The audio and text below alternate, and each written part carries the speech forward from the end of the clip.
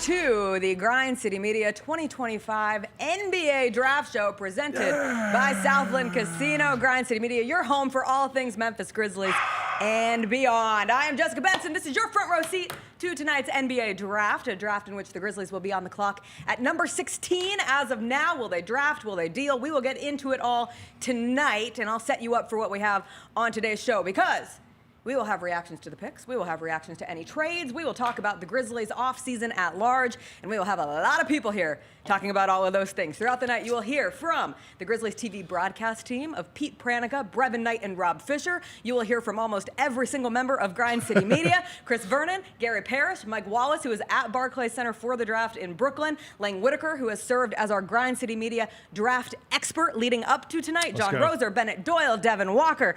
We will all be here. We are excited. When we announced this draft show, we did not know the Grizzlies would have the number 16 pick in this year's draft. So let's start there. And I am started with Brevin Knight, Lang Whitaker, and Bennett Doyle. We are the first wave of people here on this Grind City Media draft show.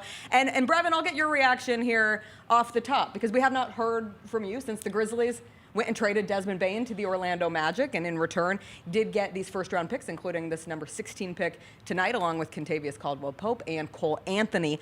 How did that move set up what we should anticipate from the Grizzlies as this offseason officially really gets started with tonight's draft? I think the biggest thing is what it did was it allowed them the flexibility to be able to do something. I think with having the max contracts that they had and Jaren looming on the backside also, I felt like it was something that they were going to be handcuffed and were going to be very creative to be able to get the talent needed to continue to keep up with the rest of the West. And so by making the move, you always like for trades to work well both ways. And I thought this trade for both parties went as well as you can ask for. You get veterans in KCP and Cole. And from there, you also get the draft picks, and you put yourself back into this first round. So I thought with all of the assets that the Grizzlies were able to get, it enabled them to now put together a team that they feel as though can be a winner. And for Desmond Bane, shucks, he goes to the Eastern Conference. That is a wide open conference at this point, with the injuries that have happened that will affect next year. And then with all of the moving around from other teams, Orlando has to feel extremely excited about what they'll look like. A team that's very excited for tonight, the Dallas Mavericks, and I'm seeing Adam Silver walk up to the stage now. And I think if there is one thing that feels almost 100% certain, we never talk uncertainties on a draft night, but the Dallas Mavericks celebrating Flagg Day with Cooper Flagg projected to be the number 1 pick in this year's draft. Lang, you have done a lot of research on the picks, the draftees, a lot of the options tonight. We'll keep it Grizzlies focused and looking at a night where, as of now, picking at number 16. Do they keep that pick? Do they trade that pick? That is a conversation we will have throughout the evening. But let's start with the most straightforward option, which is if they do indeed pick at 16. Who are some of the names that you are looking at early here who the Grizzlies could be focused on? Gary Parrish and I did this draft board breakdown show on Grind City Media, and we had a mock draft. We did it a week before the trade happened, and we had Nick Clifford going 16th to the Orlando Magic, and now the Grizzlies move into that spot. Like, that's a guy, to me, feels like a good positional value right there in the draft, but also a guy who would be a good fit for this Grizzlies team. You know, he brings size, shooting, can score off the dribble. The thing that works against him in the draft process is he's 22, I think. So he's a little older than a lot of these 18-year-old, 19-year-olds. We know age ain't nothing but a number for this Grizzlies front office. We've seen them go after some guys who are older than some other players. So that might be a guy.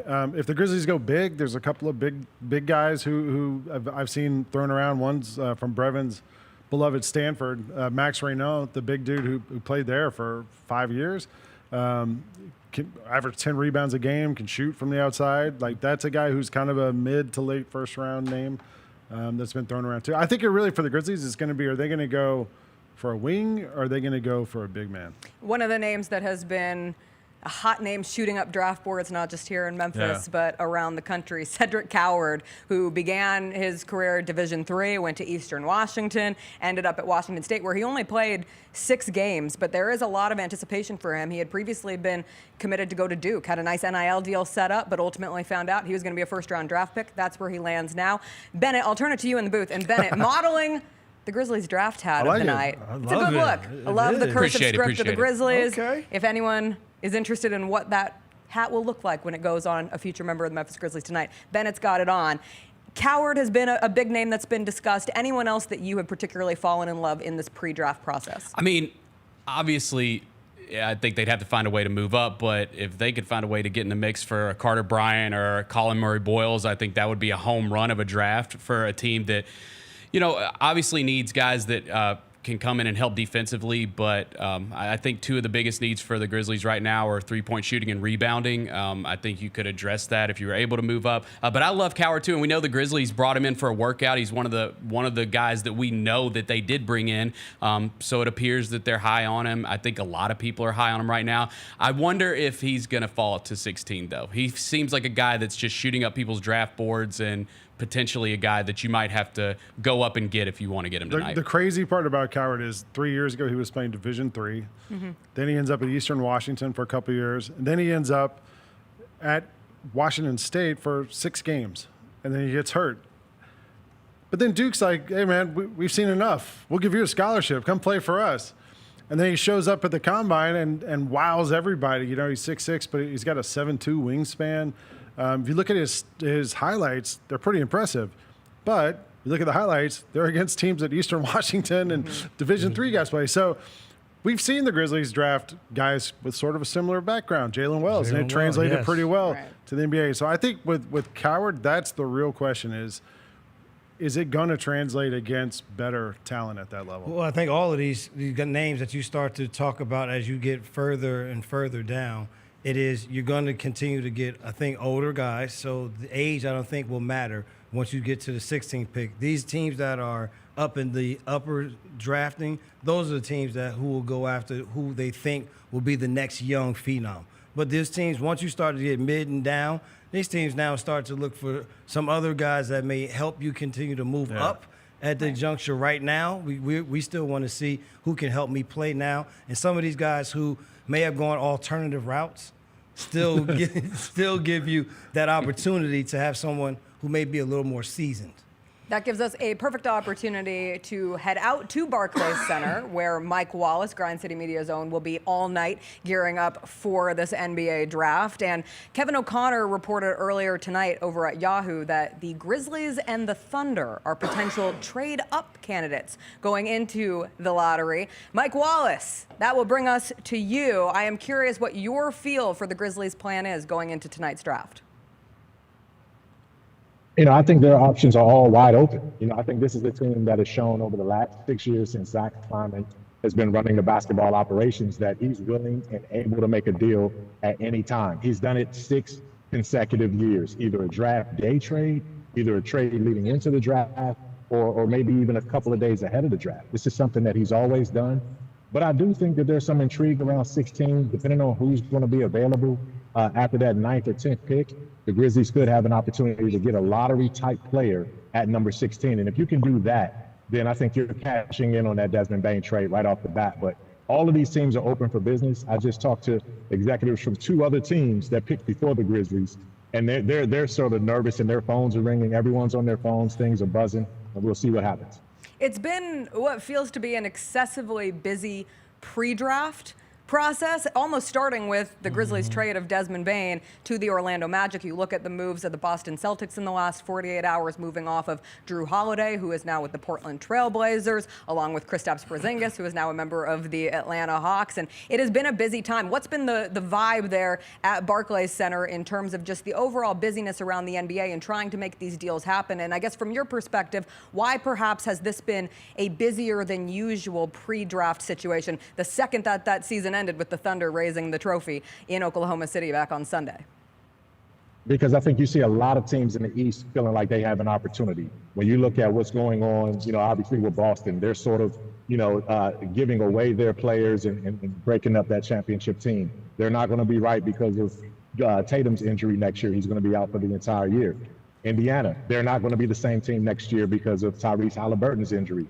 Milwaukee's going to be vulnerable because of Dame Lillard and also whatever happens with Giannis Antetokounmpo. So the teams in the East who are in the lottery and in the top half of this draft feel like they need to go ahead and step on the gas now, whether that's picking up a player in this draft or using that asset to go get some kind of veteran to help them. It's wide open in the East right now. As far as the West, they're loading up for bear. You know, you already have 3 or 4 teams that feel like it's a championship or bust season next season. With Houston, Oklahoma City, obviously, Golden State is going to still be desperate, and the list just goes on and on. I haven't even mentioned the 2 Los Angeles teams.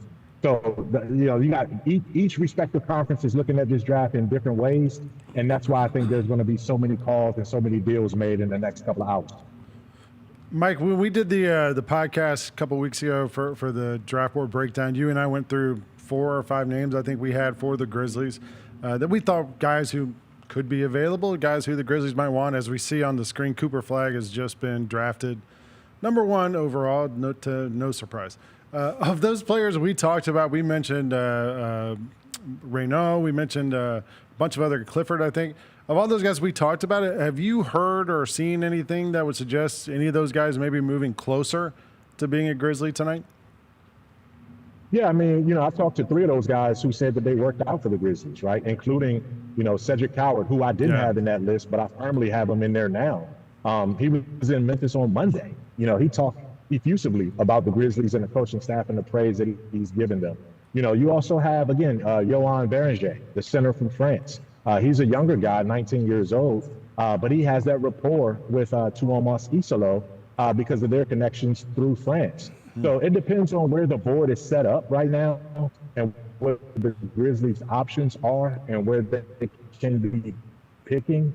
But I certainly think that there's going to be some movement and some momentum with some guys that they're going to be familiar with. But again, it could be some surprises because I do see a couple of the guys that are projected top 12 possibly falling into that mid 14, 15, 16, 17, 18 range.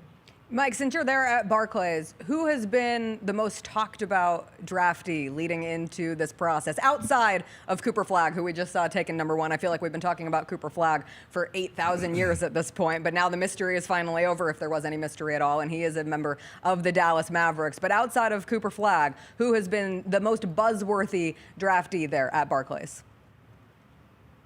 You know, I think Ace Bailey certainly answers that question because of the controversy that surrounded his unwillingness to work out for certain teams. How much of that is going to scare some people off? How much of that is you just say, you know what, we believe in this guy and we want to draft him regardless of whether he showed up for his workouts or not.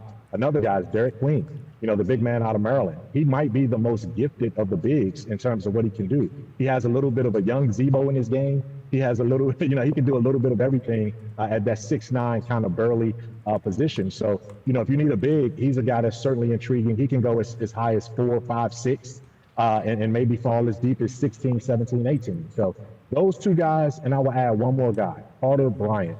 That might be the guy we look up in 5 years and we say, wow, he could potentially be the steal of the lottery because of all the tools that he has. He's such an untapped potential type guy.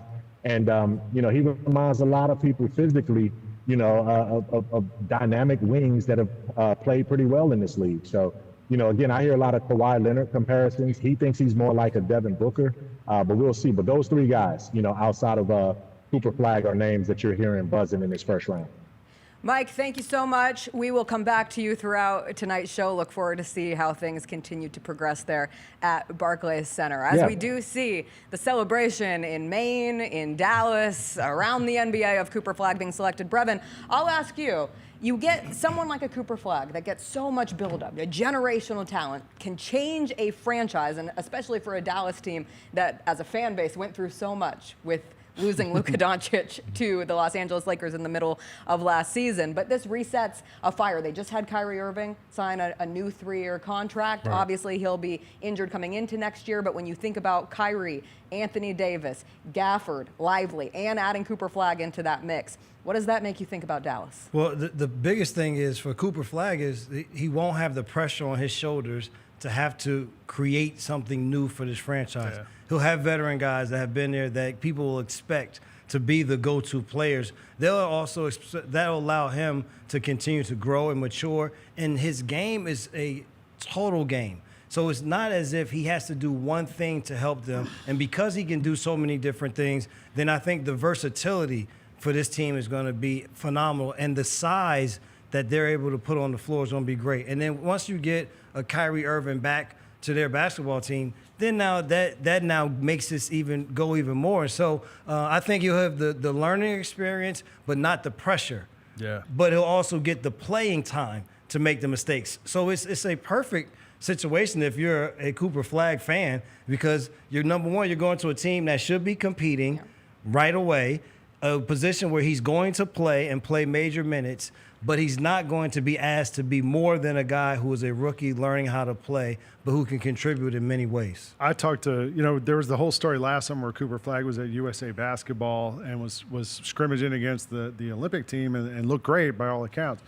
He's the youngest player in the draft this year, which is crazy to be the youngest player in the draft and be the first guy picked. But I talked to someone who was at those U.S. Olympic practices, and I asked, who would you compare him, Cooper Flagg, to in the NBA? And he was like, who I would say, actually, Andre Kirilenko. And he was like, he's not going to average 30 points a game. Yes. But he might average 18, 8, 8, and 2 blocks, 2 steals, and just be all over the court all night. And he's like, that's the kind of player he is and the versatility he brings. And I think if anyone looks at Cooper Flagg and you think, all right, this guy's going to average 30 a game, that's not the player he is. But his versatility, I think, is what makes him so And that's special. why he's going to the right place. Yeah. He didn't go to a team that is starving and needing someone to have to do it all. And I think a player who got caught up in that is Markkanen. Was not a go-to guy who had been forced to be a go-to guy because of the number 4 pick, and the teams that he went to weren't good teams. And he was the one that was meant to turn it all around. But that's not his game wasn't that, and it didn't fit it. And so I think this is the perfect place for Cooper Flagg to be going at this point. Yeah, I think that Markkanen comparison, or anti-comparison almost, is so perfect, because then you look at a team like the Jazz and what has held them back from perhaps advancing into being one of the teams in genuine contention in the Western Conference. They don't have that guy, right? Like, they have good pieces. You think of Walker Kessler, Lauri Markkanen, Jordan Clarkson, Keontae George, Isaiah Collier, but they don't have Some of those are good pieces. that good pieces, but not anyone who takes over a game, Yeah. right? And that's every time the Jazz come through town, you're kind of reminded, oh, this is what they're missing. They pick 5th tonight, and we'll see if there's anything they can add to the equation. Yeah, and they'll need that. I mean, the thing is they're playing, and they're trying to play a smaller backcourt with Collier and Sexton. They're going to have to figure out which one they're going to go with, and then what they do from there. But the thing, like I said, the thing for Markkanen is, well, the point I was making was he's so good. Oh yeah, Dylan Harper goes to San Antonio. No surprises at 1 and 2. No. Dylan Harper to San Antonio. Now it gets interesting. The draft starts at 3. We have to take a break because we are contractually obligated to take breaks throughout tonight's show. But we will be back on the other side.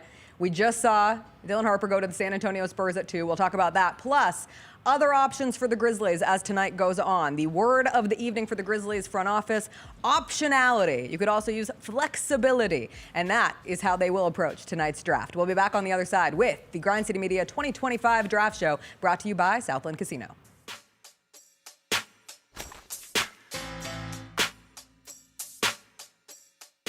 Your child a natural-born entertainer? Now is their chance to join the most talented youth dance crew in the Mid-South, the Blue Bunch. The Blue Bunch entertains Grizz Nation with their energetic dance routines and even have the opportunity to collaborate on performances with leading artists in the entertainment industry. Kids ages 7 to 17 are invited to show off their skills and personality for their chance to join the next generation of NBA entertainers. Open auditions are Saturday, June 28th. Visit grizzlies.com/auditions now for more information. The First Ladies of FedEx Forum, the Grizz Girls, are known across the NBA for setting the standard for professional dance and entertainment, and they are looking for dancers to join their team for the 2025-2026 season. With the chance to gain professional dance experience and connect with the Memphis community, auditioning for the Grizz Girls is an opportunity you do not want to miss. Come show up at Open Call Auditions Saturday, July 26th at the Memphis Sports and Events Center. Visit grizzlies.com/auditions now for more information.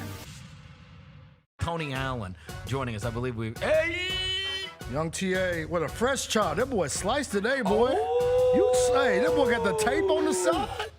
Okay, TA. Hey, and I like how you blurred out your background so we can't see that La Quinta this time. Can't see the hole in the wall, TA. Can't see the hole in the wall. The Chris Vernon Show, live on weekdays at noon on YouTube at Grind City Media and the official Grind City Media app. The Tigers are going to play in November in the Bahamas, the Baha Mar tournament, and the other teams expected to be there. Purdue, Wake Forest, and possibly Texas Tech. So Texas Tech's going to be good. Purdue's going to be good. If you don't have a roster that puts you in that same conversation, it could be a tough trip to the Bahamas. Yep. The Gary Parrish Show, live on weekdays at 10 a.m. on YouTube at Grind City Media and the official Grind City Media app.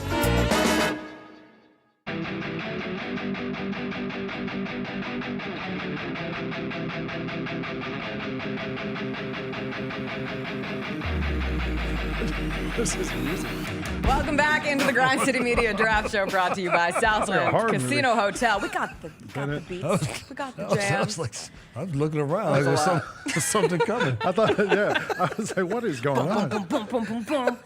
That's the music. That's how we feel. Dylan Supposed to Harper get you music hyped right about the there. That's how draft. we feel in Yeah, our it's soul. hype. We're watching this draft. Yeah. Ben is doing his best to get us hyped for the like draft. that. Because as the Memphis Grizzlies have to watch two division rivals draft 1 and 2. Yeah, that is and a are horror both movie. in positions to get better and better in an already very crowded Western Conference. Two teams that missed the playoffs ultimately this year after the Grizzlies took care of the Mavs in the play-in tournament. But you look at the Spurs, you look at the Mavs, and those teams should be in contention right back again starting next year. Brevin, I'll ask you. Dylan Harper, highest drafted player ever from Rutgers. We just saw him celebrating with his family, someone Yes, you are Jersey. very familiar with in the New Jersey Waves. What do you think about Dylan Harper and this fit with the Spurs? I think it gives them a very dynamic backcourt that you can play together or they can play apart, meaning De'Aaron Fox. And what it also gives you, though, is it gives you two crafty left-handers. And I always say the thing about lefties is everything that they do is a little bit awkward for everyone else because it's not something you're accustomed to playing against and seeing all the time. And the thing for Dylan is he is already a physical player. So in this game, it's not, you don't have to worry about getting him physically ready to play. He works hard at it as athleticism continues to grow and will be a sneaky athlete. It's going to be a once or twice this year. There's going to be a highlight. You're going to be like, oh, I didn't know he had that. And so he's not afraid of the moment. He has been in big-time situations his entire basketball career. So I think it's a nice fit because it gives them a guy that if you want to throw him, Fox, and Castle on the floor together, then that gives you some heck of a ball handlers and guys who can play one-on-one, gets downhill, but they all have the same mentality to win and how hard that they're going to compete. You really can never have too many ball handlers. And also the assumption for San Antonio that this should be their last pick this high in a long time. So take advantage of being at number 2, even if there's some concern with Harper and the Spurs getting another guard with some perimeter shooting issues. But this is a case where I think if you asked anybody, the talent was more important than the perfect fit, and it's still a pretty darn good fit, and the Spurs were just not interested in trading away the number 2 pick and the chance to add Dylan Harper to this group. How do you make of the Spurs now in terms of where they're at in this process? Victor Wembanyama has become a monk this offseason, which is a little terrifying. He's getting the mind, body, and spirit, and he will come back better than ever before, coming off of a blood clot. But when you think about Stephon Castle, Victor Wembanyama, the youth movement, adding Dylan Harper to this mix. I went a couple of weeks ago here in Memphis. They had the EYBL. It's like the AAU tournament. Yep. I got to go see like all the best sophomores and junior high school players. And, you know, these days, so many of these guys, they play basketball year round. They have personal trainers. They're all like amazing athletes. But when I watch those guys play, there's not a lot of guys who had a feel for the game. Yes. And Dylan Harper has such a feel for the game. When I watched him play in the McDonald's All-American game last year. That was the first time I'd seen him play. And you could just tell right away, like he might not be as tall as some of those guys or have the athleticism or the shooting, but he understands when to speed up, when to slow down. Reminds me of another point guard that I used to see play in the NBA. But having a feel for the game is something that you can't really train, I don't think. It's just something that you either have or you don't, and Dylan Harper has it.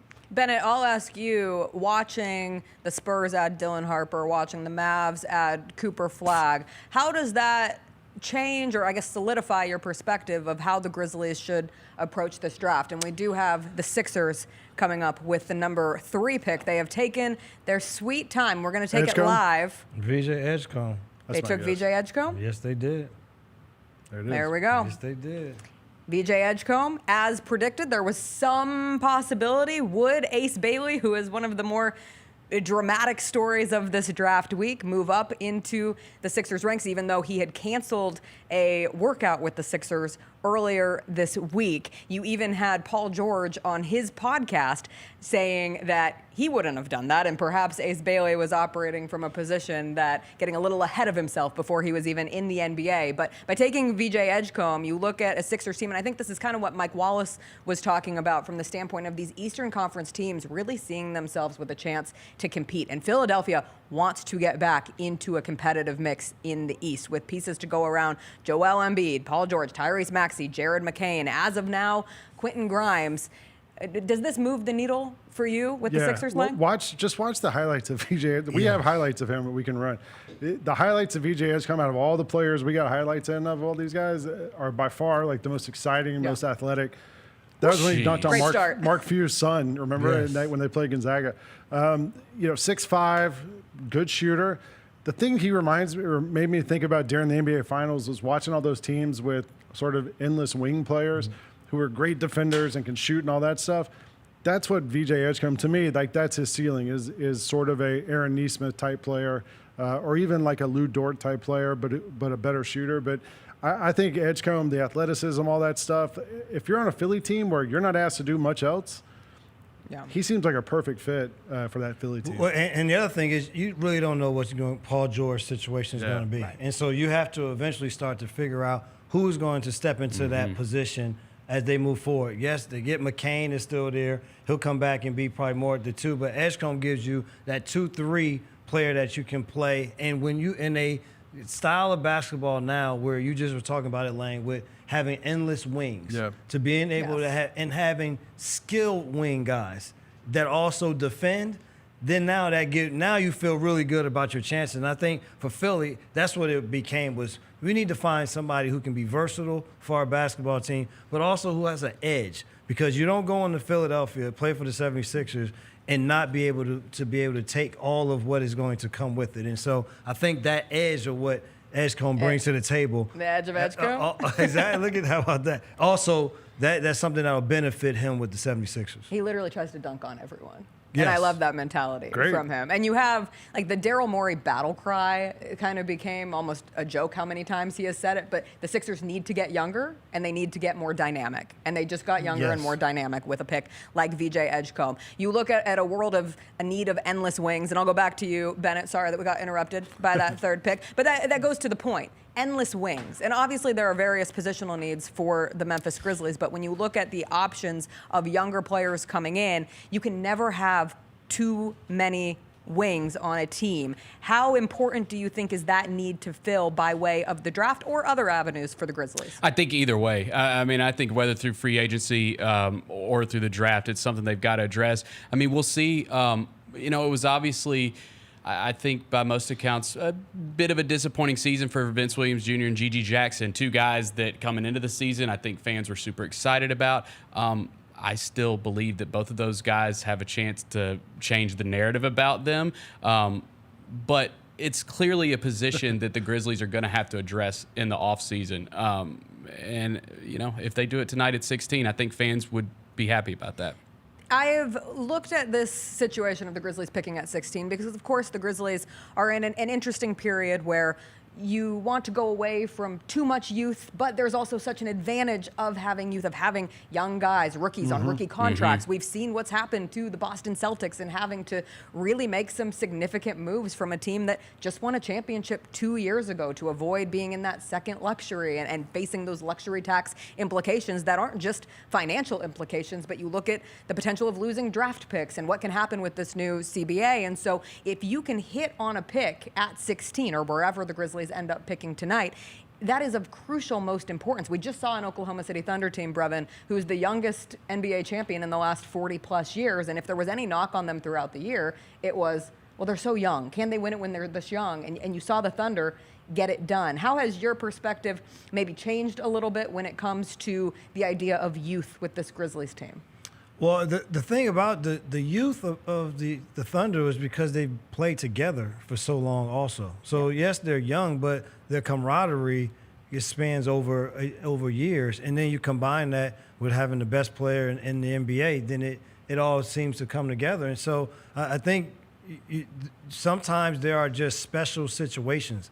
That doesn't mean that every now champion can think that you're going to be 20, your average age is going to be 24, and that's the way to win a championship. That just fit what Oklahoma City did. For everybody else, it's just a matter of you being able to figure out what fits your team and what your cap situation looks like, and if you're in the process of, or in a position to win right now, or if you're fine with down the road. So if you're one of those teams that's right now, then yes, you want to find players who know how to play this game and can get it done now. If you're a team that is kind of teetering, well, then you still want to retool with younger talent so that you have something to move forward with. And so I just think situation plays such a big position in those decisions that you make in terms of staying young or being a team that is more on the older side. And you look at the Grizzlies, they just added Kentavious Caldwell-Pope, who is in his 30s, which gives you some veteranship there, an NBA champion, but really building around John Morant and Jaren Jackson Jr. And one of the Grizzlies' primary missions this offseason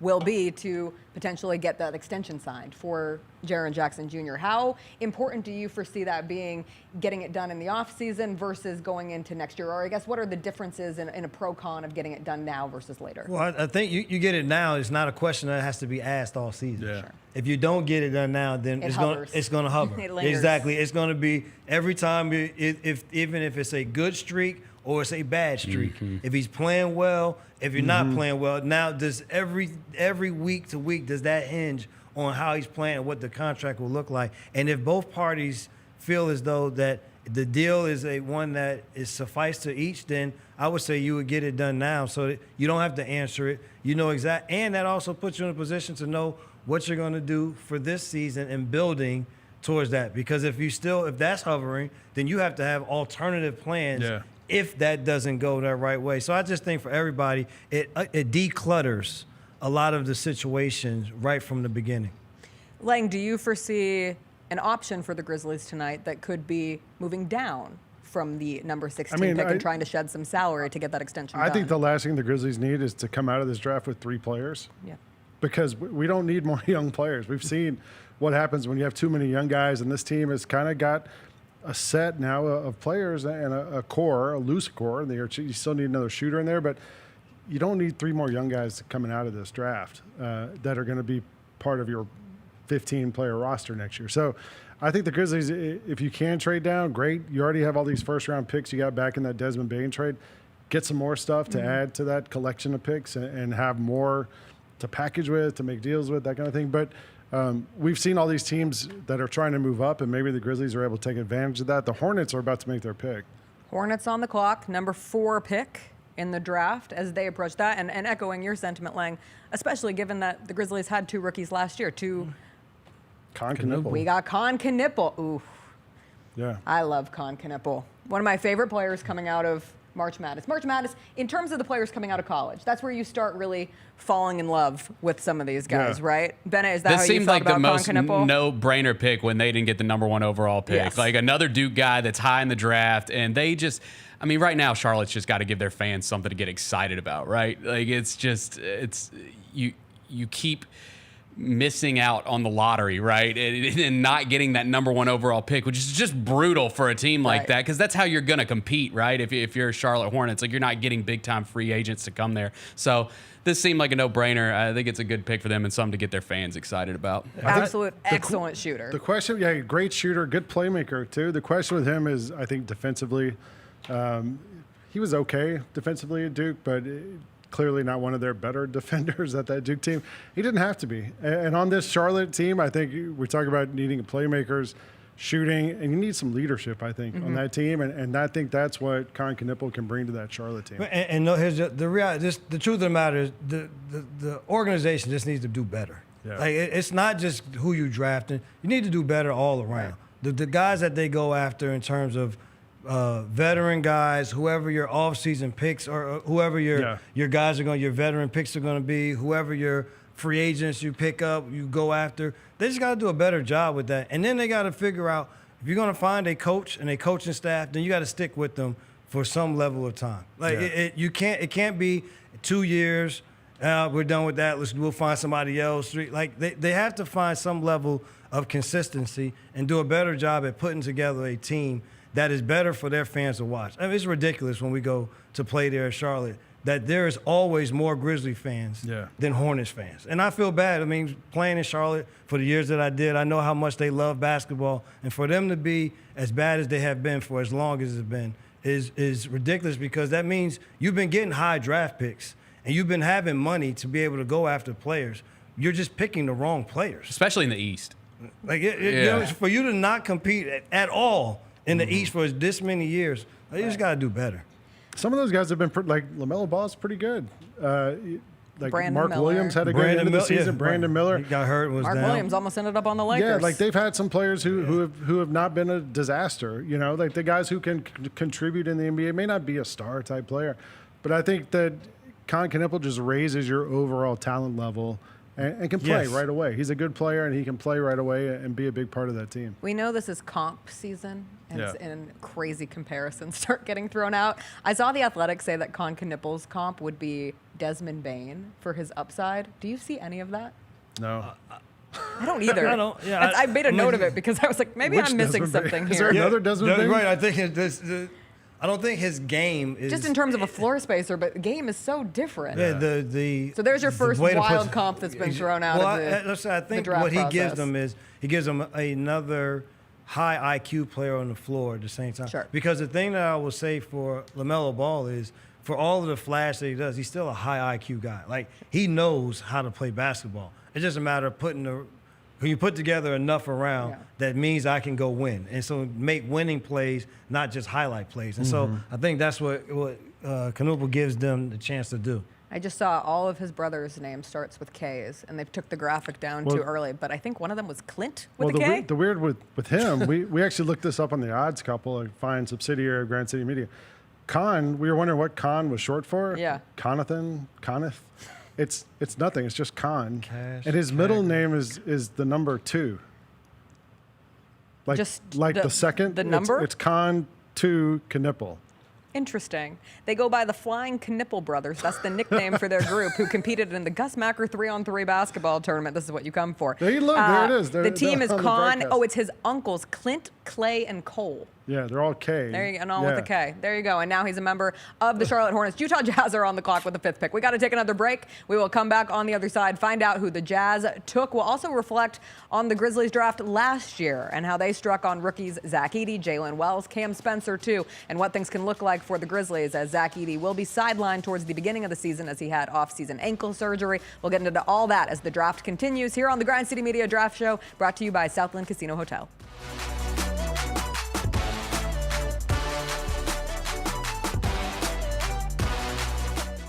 Time for our Pick Six, Mike. 6 classics that we're most looking forward to in the 2025 football season. Las Vegas, obviously, that's the Grambling State University, Jackson State University clash. They're taking 2 iconic HBCU brands going to an NFL stadium in Las Vegas. Get all of your HBCU sports and culture news by tuning in to HBCU Huddle with CJ Hurt and Mike Wallace. New episodes drop every Thursday on grindcitymedia.com, YouTube, and Spotify.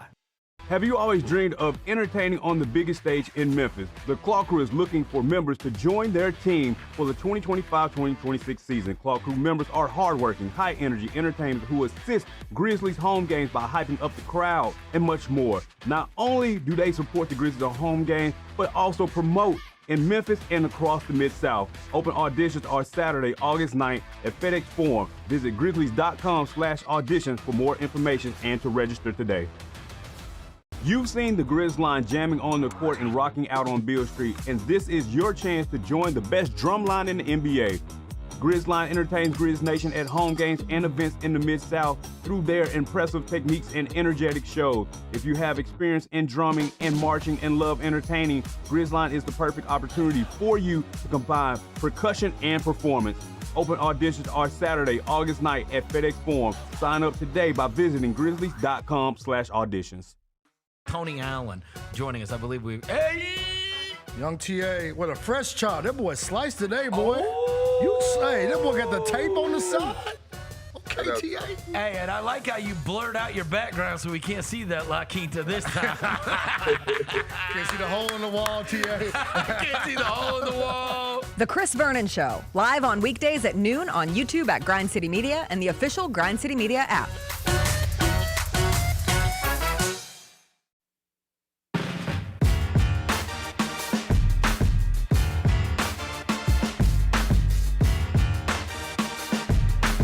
The Grind City Media mobile app is your home for Grizzlies Summer League presented by Pinnacle Financial Partners. Fans can stream all Summer League games as the Grizz compete in Salt Lake City and fight for the NBA 2K Summer League title in Las Vegas. Download the Grind City Media mobile app today to get all things Grizz this summer. And the Utah Jazz have made their pick at number 5, and it's a surprise.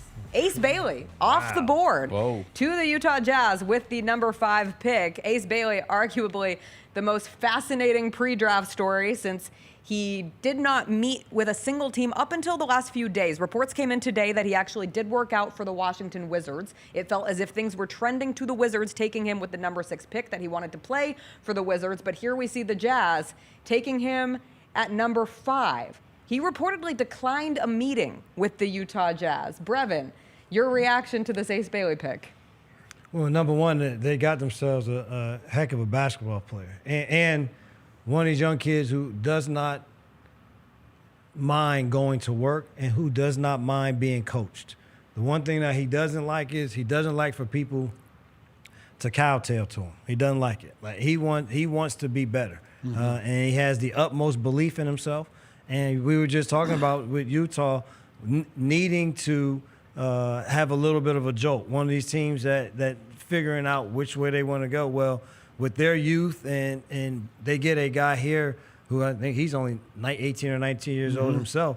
But the ability to make tough shots is something that he has been very good at his entire basketball career. He was doing it in high school. He did it at EYBL. He did it at Rutgers for the one season. I think as he comes into the league, the ability to be able to find cleaner shot opportunities. And he's a guy who doesn't shy away from mid-range shots. And so because of his size already and his length, it gives him an advantage. And he doesn't mind shooting with a little bit of a fade to it. So I think and on the defensive side, he's one of those guys that's going to give you maximum effort. So I think it gives them a very big front line moving forward for this Utah Jazz team. And we talk about size and athleticism. Well, they added it. He's got crazy shot creation, crazy knockdown ability. If you want to go watch one set of highlights of Ace Bailey, might I suggest the Rutgers game against Northwestern where he scored 37 points. And on those 37 points that came on 13 of 20 shooting,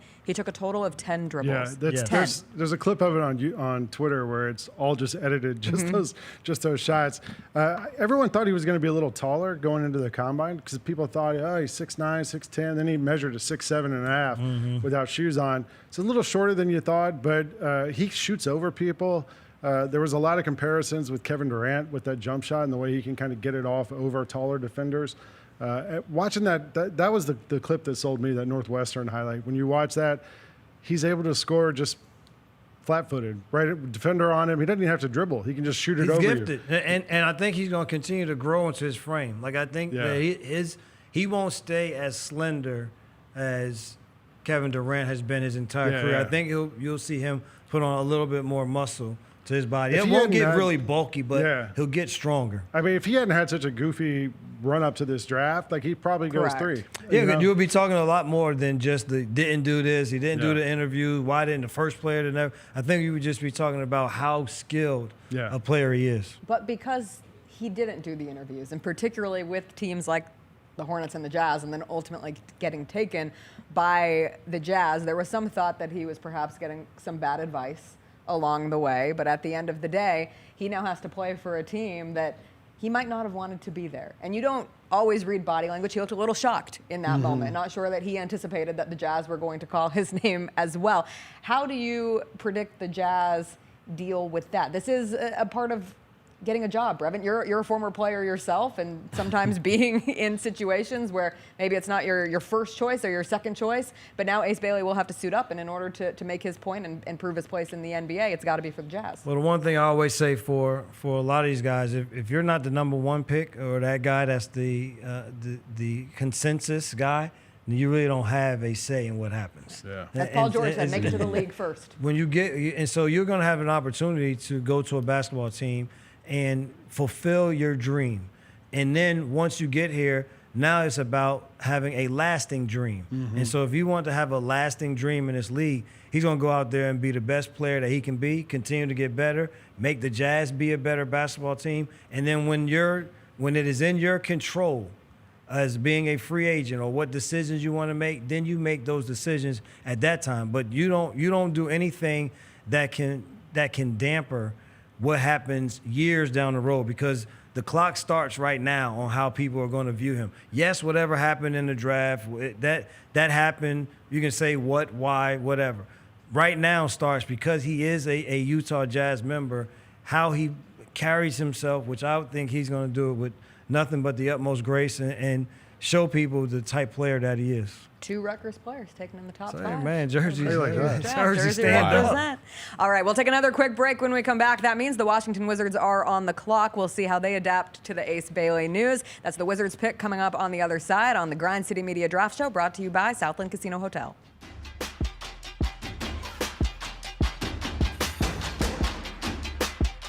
Our futures for Aaron Judge possibly hitting 400.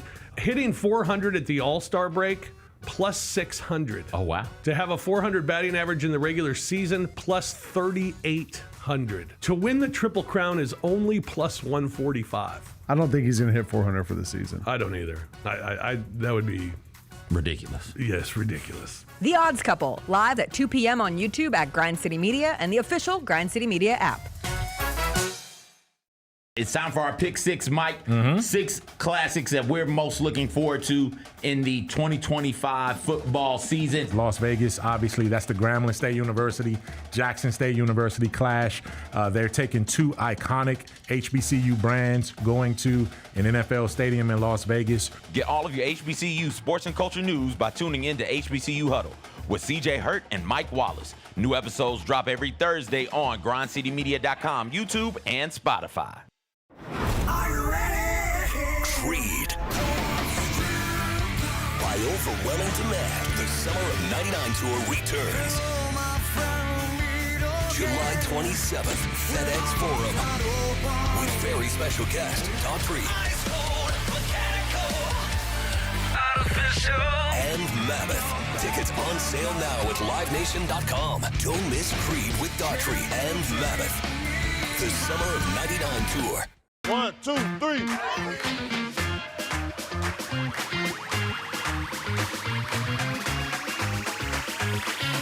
Ready, go.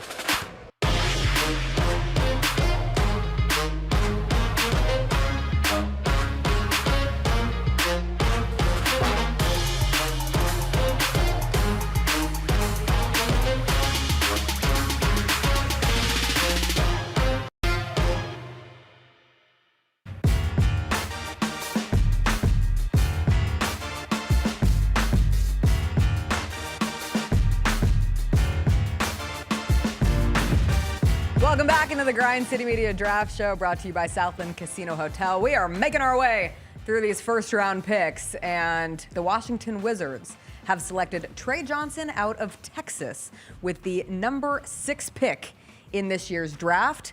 Would assume that was maybe a quick pivot, Brevin, for the Wizards. There was a lot of assumption, a lot of noise that perhaps Ace Bailey would land there, but they end up with Trey Johnson, who led all freshmen in scoring last season, averaging 19.9 points per game at Texas, shot close to 40% from 3 on high volume, nearly 7 attempts a game, Lang. An incredible score, but the question mark with him was playmaking, willingness to be a playmaker, and then defense. There's the clips of him all over the internet of him on defense just kind of hanging in there, not really paying attention, and his guy cutting on him or not being in the help spot to help out his teammate.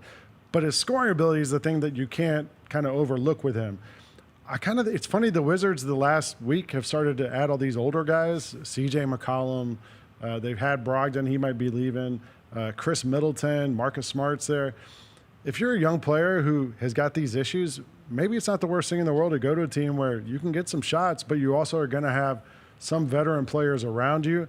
Because, Brevin, I don't know, I feel like being willing to pass the ball, being willing to play make for other people, not really something that's coachable, is it? You kind of have to either have it or not, unless you can work on it somewhat. Well, the thing is, it comes down to, are you willing to play winning basketball? And eventually, that's what the Wizards need. Yeah. They need winning basketball. They've been amassing talent for a long time, and they have talent and young talent on their team. And so, yes, you've added another talented player, but how are all of these talented guys going to start to play together? And so you would hope that if that question mark of, well, not a playmaker, but just are you willing to make the pass at the right time to the right person?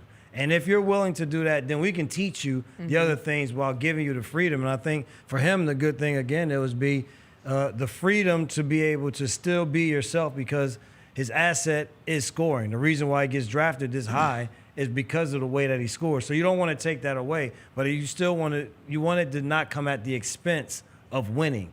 And so that'll be the biggest thing, because they have young players already who can score, but they don't do enough of the other things that help you win. Yeah, and they just got rid of Jordan Poole. You know, they got Kispert's a good player, and then they have Sar from last year and some of those bigs. Koulibaly is it? Yeah, but Trey Johnson shot 40% from three, shot almost 90% from the free throw line. Like that dude can shoot it. Yes, he's a stone cold shooter. Now, but can he do these other things? I always, you know this, Brevin. Like everyone in the NBA, if you stick around long enough, it's because you can shoot, right? Anybody can score. It's all those other things. Can you do those things? And I think that's the big question mark with Trey Johnson.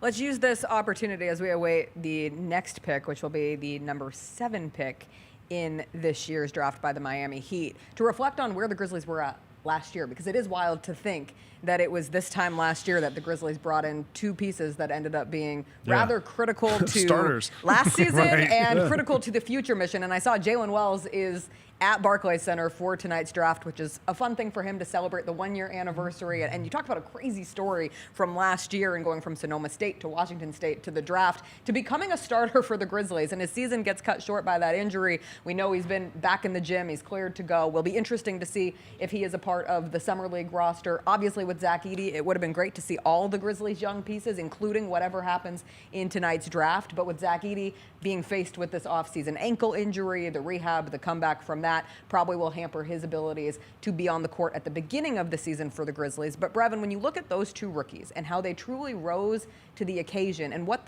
position they have put the Grizzlies in terms of being reliant on them being a part of the long-term plan. For Zach Edey being a lottery pick, that was projected to be the case for him. But for Jalen Wells to really take the reins and earn his spot in that rotation. Yeah, I thought what Jalen did a great job of, he identified a need for this basketball team, and he went out and provided the need. The thing for Jalen is he was always a dynamic scorer throughout his career, but he looked at this Grizzly team and said, well, they need a wing defender.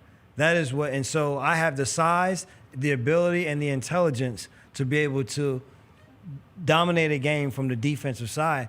And then I'll be able to also then show my standstill shooting, which the Grizzlies needed also, the 3-point shooting. And so I thought for him it was the opportunity presented itself. He was ready for it. He understood exactly what this team needed, and it worked out to be to the tune of him playing at the rookie game and All-Star, being first team All-NBA, and so rookie team. And so because of his hard work and that dedication, it was great for the Grizzlies, and they needed it. They'll continue to need it because as this game moves forward, we'll keep saying size at the wing position, high basketball IQ, willingness to sacrifice maybe a little bit of who you are for someone else. That's what Jalen brings to the table.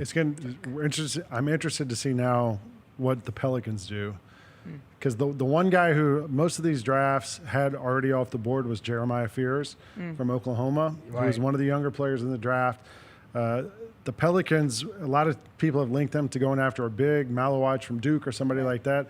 Fears might be like the best player available right now. And for a team that's trying to reboot, figure things out, do you go get a ball-dominant point guard? Or if you got Zion, like, is that your ball-dominant player and you try to find bigs and defenders to go around them?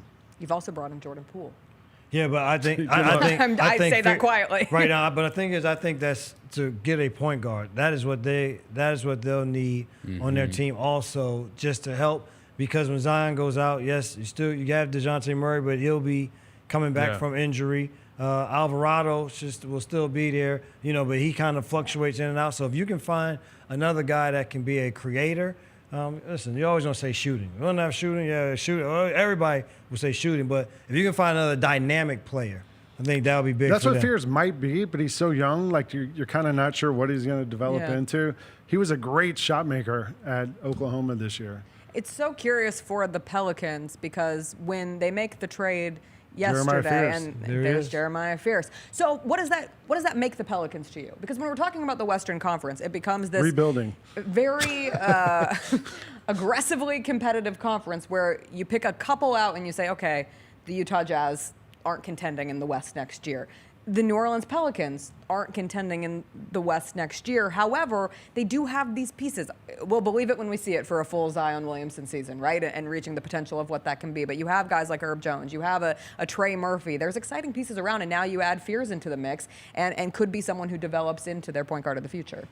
Yeah, I said it's another one of these teams that at the end of the day, though, it's still going to come down to Zion Williamson. How much can he play and contribute? Like all the other pieces are just pieces. He's the main thing, and so if your main guy isn't there, then you're just going to you're just going to be kind of just fiddling in the wind. And so yes, you get another guy that if you can couple him with Zion and Trey Murphy and Murray and all of these Herb Jones, and you can do all of that, then this is another nice piece to the puzzle. But if the main guy is not going to be available, then it's going to be very hard for players like this to really see what do I have to do for us to be a successful team. We talk about comps. The comp that I saw for Fears a few times was at the ceiling, at his best. The playmaking, all that, the name thrown around was Allen Iverson. I heard that today as well. Yeah, and I think that's asking a lot of anybody. Wow. Yeah, but he's shifty. He can get a shot off against bigger players. He kind of reminded me more of Kyrie Irving, his ability to get to the basket and score and all that stuff. But we'll see what happens in New Orleans because that's such a strange situation. Can we throw that graphic back up with their depth chart? Yeah. Because Yves Missy's like the only center they have on that roster. Yes. So you would think maybe they would have gone after Maluach or there was a couple of other big. Derik Queen was the guy who might have gone there. But instead, look, now they just add another guard to that top tier of players. Well, that must mean to you would think that there are other things in the works. Yeah, that's what that signals. Yeah. If there aren't other things in the works, again, you say, what are you doing? Well, they just fired the GM. They can't fire Joe Dumars. He's only been there a week. That is one of those Brian Windhorst memes with the what are they doing in this situation? But listen, when it comes to Jeremiah Fears, Mike Miller has been around him, knows him, and he said that he has seen a lot of young, talented kids, and that Fears will be an all-star in less than 3 years. And this is the time of year where we make bold proclamations like that. But you have to have enough in the tape to believe that can actually come to fruition, especially in the Western Conference. It's a little more difficult. Yeah. Listen, I tried to make Desmond Bain an all-star I'm going to keep my client happy. I'm absolutely going to say he's going to be an all-star. Brooklyn Nets are next on the board. I find this interesting because it felt as if the top 8 were most likely not going to be moved via trade, and the Nets, who have 5 first-round picks. Brevin, isn't that excessive? Like, what do you do? 1/6 of the first round with 5 first-round picks. You trade some of them because you simply cannot have 5 firsts on your roster. Well, yeah, and again, like that's it's not a recipe for success. For you to have the Thunder have 15 guys under contract next season, and they have 3 first-round picks, at least 2 first-round picks.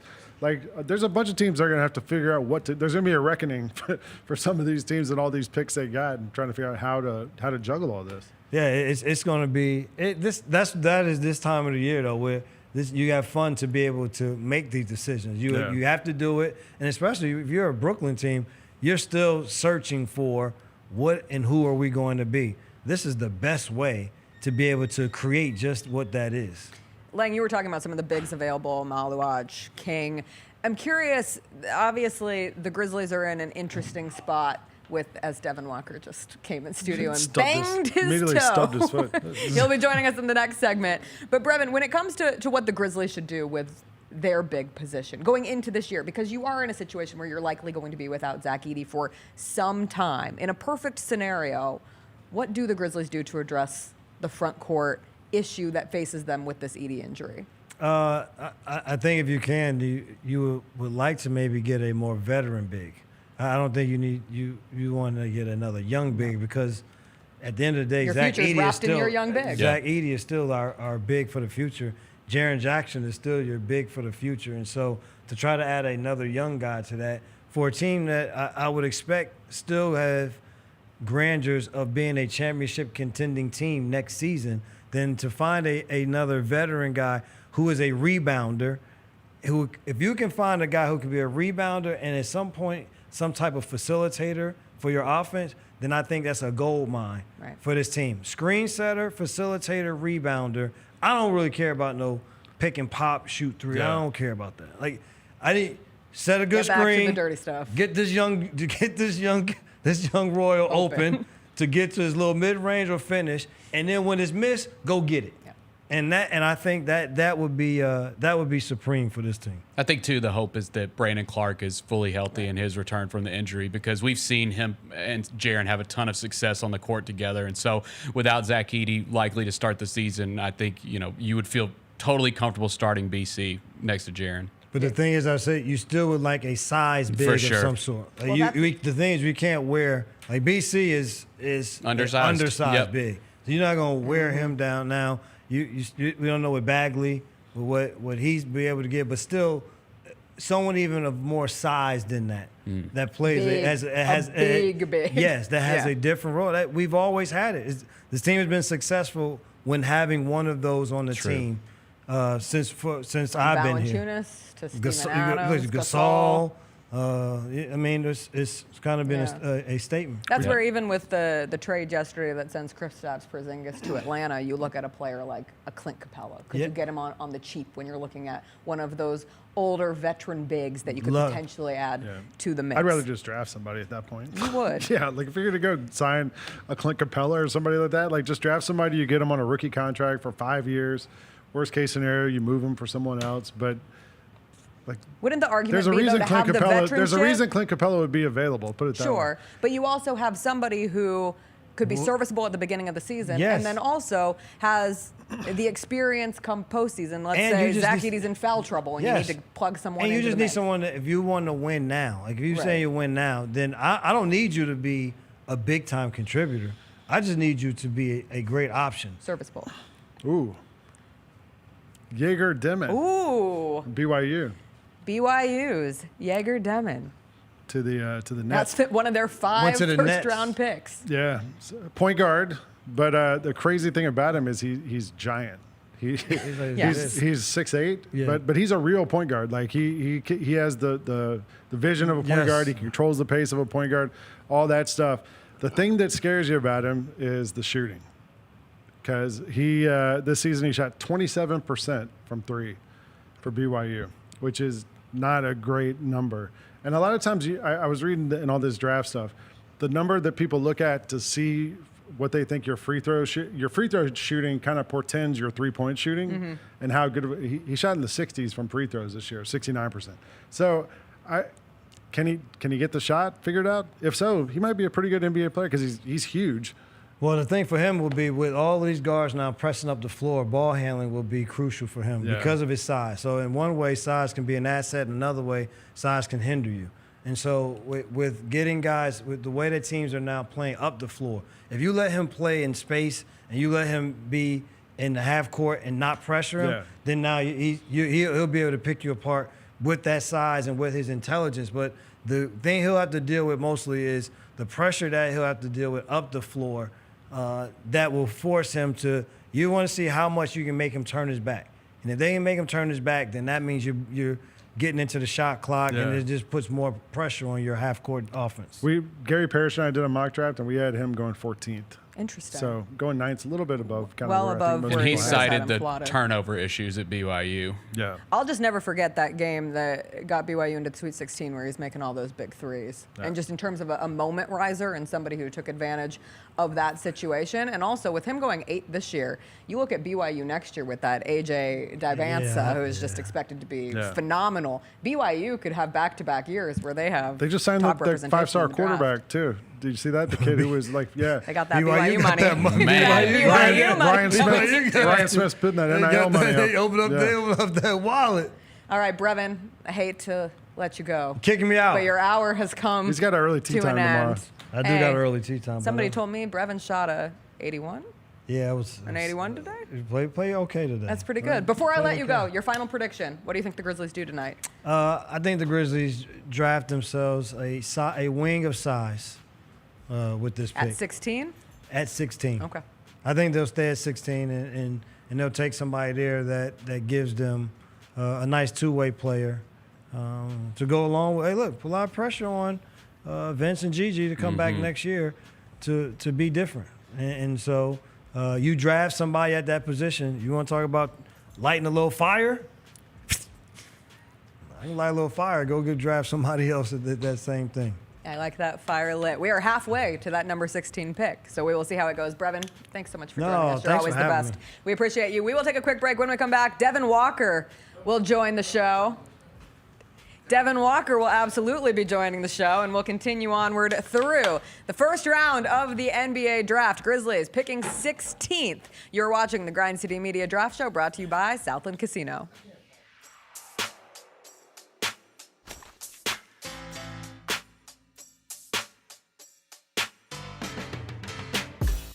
Murray State is going to the College World Series. It's easy for me to pick a team because 1, I love an underdog. 2, I hate UCLA, and I see that opening round matchup. And 3, we are connected to the school's most famous alumni, Ja Morant of Murray State. Tune in to the Jessica Benson Show with CJ Hurt live every weekday at 8 a.m. on YouTube at Grind City Media and the official Grind City Media app. To get to the main event, and you hear the crowd. There's some rumblings in the crowd. Here we go. They say, "We want truth." I love how John Cena said when they were chanting, "We want truth." You can't handle the truth. There you go. I loved it. He takes me off, boom. Takes the mask off, boom. And it's our freaking truth.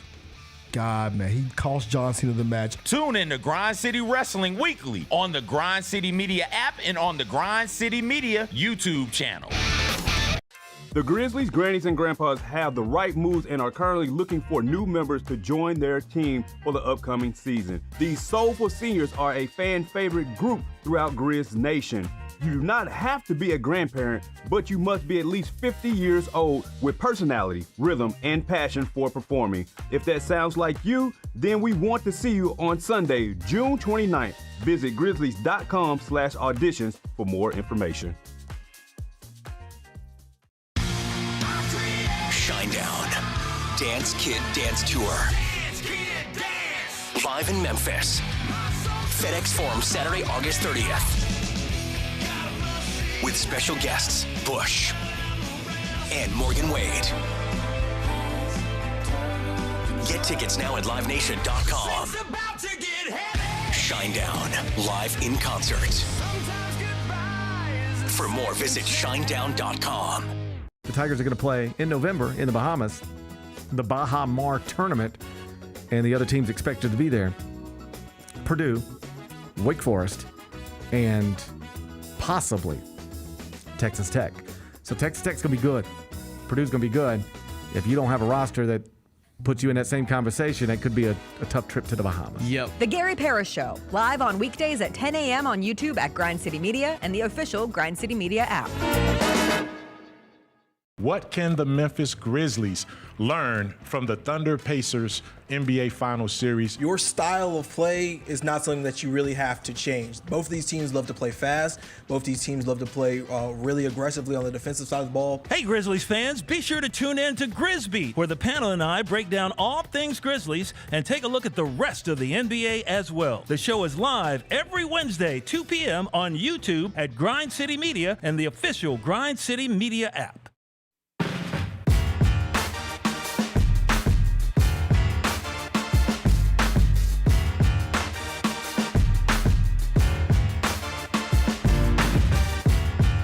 Historic 25th season of Memphis Grizzlies basketball with half-season tickets on sale now. Pick a ticket plan that fits your schedule and keep your flexibility with the games you want to see most. Visit grizzlies.com/tickets today for more information. Welcome back to the Grind City Media Draft Show, brought to you by Southland Casino Hotel. Devin Walker joins us now. That's so funny. Why is that so funny? How you doing, JB? Oh. They heard I was on the show, so they dropped the pronunciation guy right off for me right here. So I was going to see how much I use it, but You would have needed it for Egor Demin. Yeah, we're good on that. We're going to call him Egor. You'll maybe get it for whoever the Toronto Raptors take It's the with last time number we're going to 9. see Egor. It's the last time we're going to see Egor ever again, though. I'm guessing they're going to go Khaman Maluach. I'm guessing they're going to go Noah Essengue. N-E. N-E. Is that what you're going with? We're going to go with N-E. On N-E? N-E, man. Let's see who the draft. As we take the Raptors with the 9th pick Collin in the Murray-Boyles. draft. Oh, my guy from South Carolina, bro. Like that. See, this Liked is the him. problem. Yep. This is the problem with preparing for a draft. Ooh. You fall in love with guys. And Collin Murray-Boyles, one of those guys. Look at the picture of him on the like as a child. That's Hey. great. I love that picture of him because the comparison that everyone makes for him is Draymond Green without the antics. Wait, who is? Oh, that's Yeah. Is that what's in? Oh, that's Chloe Pitt's boy. Oh, shout out to my guy. I'm a big fan of him now. Also, by the way, you could tell he's from South Carolina. If y'all don't think y'all remember this, but Ja wore the pinstripe suit. Yes. Yeah. Josh We from just reviewed it earlier today. He's from Sumter, South Carolina, and my guy's from Columbia, South Carolina. I think the pinstripe's a Southern thing, bro. A South Carolina thing. Good for him, man, getting drafted. He is viewed as perhaps the best defender in this class. High IQ guy. Just kind of feels like an old school prototype player. The physicality, Yeah. the grittiness to A little him. short Yep. for a big. He's 6'6.5". That's why he without gets the Draymond shoes. comparison. Yeah, but a heck of a defender, really smart. Like that was the thing with him was he was so good. If you watch South Carolina play, go SEC. It just means more. If you watch South Carolina play this year, You he never was take a moment always off. kind of yelling at people, telling them where to go. Yeah, the one bad team in the SEC this year was South Carolina. He was always kind of directing the defense and sort of the captain of the defense for South Carolina. Offensively, I was watching his clips. He's a lefty. Reminded me a little bit of Kenneth Lofton, like the way he's able to get his shot off against bigger players, uses his body really well. Interesting. Yeah, But a great defensive player, and I don't know, it'll be interesting to see if he's quick enough to guard wing players in the NBA or tall enough to guard bigs in the NBA. And most teams don't have a lot of bigs anyway these days, so maybe it doesn't matter. But it's going to be interesting to see how he works out in the NBA, I think. Yeah, hopefully his motor can get him going because, like Yeah. I said, if you're 6'6" in the NBA, you got to be able to kind of move around, like you said, be versatile on both ends. I'm worried about his jumper though, because we saw in the NBA Finals, we saw the Pacers and the Thunder. Yeah. Well, if you can't shoot the basketball, bro, it gets spooky. He And, only shot 1-3 a game. yeah, in the NBA, that's gonna have to go. That's gonna have to go at least 3 or 4 times. You're gonna be a good And he also player. struggled at the free throw line. So he's Exactly. great as Yeah. a finisher and driving through contact, but then you get to the line and you can't make shots. Habitat for humanity, what they call it, building bricks. You know what I'm saying? One by one. We'll see if he can fix a jumper. Toronto though, bro, I feel like they have nobody that can shoot the basketball. No, Like they're just grabbing players that can't shoot. You got Garrett Temple. That's my dog. Grizzlies Shout out- legend. Shout out, they got Jamal Shead. Like they're like, if you look at their depth chart, bro, who in that team that can shoot the basketball? Can stretch the Scotty floor? Barnes. Come on, bro. Brandon Ingram, if he's healthy. There's so like this. They're just building a team full of long dudes. Yeah, they have a type. They have a type for sure. They absolutely Everybody have got a type in the Raptors. Former Grizzlies assistant Darko Rajakovic is the Yeah, coach I've seen there in RJ Toronto. Barrett's name thrown around in trade stuff the last day or two. Pirtle, they apparently didn't want to move him. So look at Chloe Pitts looking good on. I think TV. they're trying Chloe Kitts, to. for people who don't know, bucket. a great basketball player of her own at She's- South Carolina. So they were a South Carolina hoops power couple. They really are. That's like South Carolina royalty around there, huh? So you said, Devin, when you sat down, how you feeling? I gotta admit, it's been a little quiet for this NBA draft. For an offseason that has been deemed to be the most dramatic offseason ever. And I listened to Shams Charania on Scott Van Pelt last night. basically flirt with, like, don't go to bed because something crazy is going to happen. And the craziness has stopped to a degree. I understand that we've had a lot of moves from Desmond Bane to everything that the Boston Celtics have done, but I did anticipate something a little spicier happening by this point the in the biggest draft. news this morning was that John Collins opted into his player option. Yep. Yeah.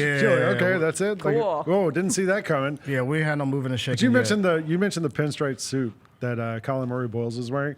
Of these first 10 guys we've seen go off the board, give us your breakdown on fashion so far. Oh, don't you worry, Lang. I took care of this. I saw you on Twitter having some. So probably my favorite look so far is probably Jeremiah Sears with the all crimson suit with the Fears chain, big necklace, the big zero, the big Fears chain. That's probably my number one favorite look so far.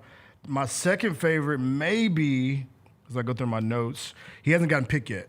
But I'm gonna go with Nick Clifford. It's probably my second favorite look. He got the Clifford inside the jacket with the two-tone color jacket with the Air Force Ones. Ooh. That's a tough look for him. The jacket looks like Clifford, the big red dog patch. Yeah, I like that's that. tough. That's tough. Looks like the Utah Jazz jersey. He was playing it, but he didn't. Hopefully didn't go to Utah. Probably my worst look of the day. Those are my two favorite ones. Who was in the shorts? The shorts, bro. Who was in them? We just talked about. Trey. We went back to Trey Trae was- Young wearing the shorts in 2018. Trey Johnson, bro, from Texas. What's with Trays and shorts? Come on, dog. Trey, you got to be better, bro. You got to get better advice. You It's can't like be out he's here. in the School of Rock. Yeah, bro, like from the 70s, bro, like an old band. With the socks, with the loaves, like it's just little Angus Young vibes. It's not going, but that's all right. That's part of my a worst. shout out for Bennett right It's there. part of my worst look of the draft so far. But those are my two favorites. And then that's part of my worst one. We got some more coming up. We got one guy on my far right, Carter Bryant, who showed up looking like a. We love the show, me and you, Jess.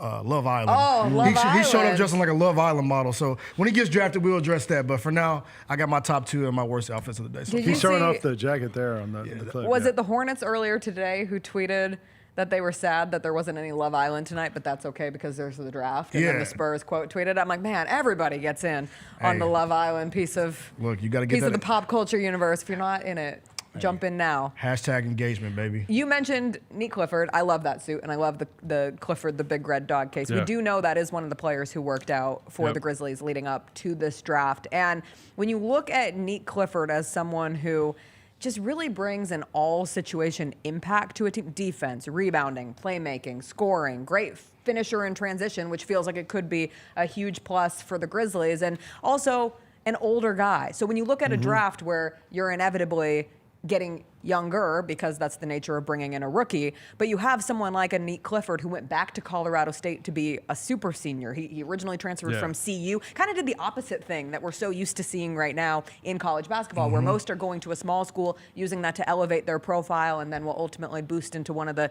big programs in the Big 10 or the SEC or the Big 12 or the ACC or the Big East. But instead, he goes back to the Mountain West, goes to Colorado State, plays one season there, realizes he wants to improve his draft stock, goes back for another year, and does just that. And us here in Memphis, we're well familiar with him because unfortunately had to watch him torch the Memphis Tigers in the first round of the NCAA tournament. He's 23 years old, and that is a little bit, I guess, for some of these teams who are like, we got to build long term.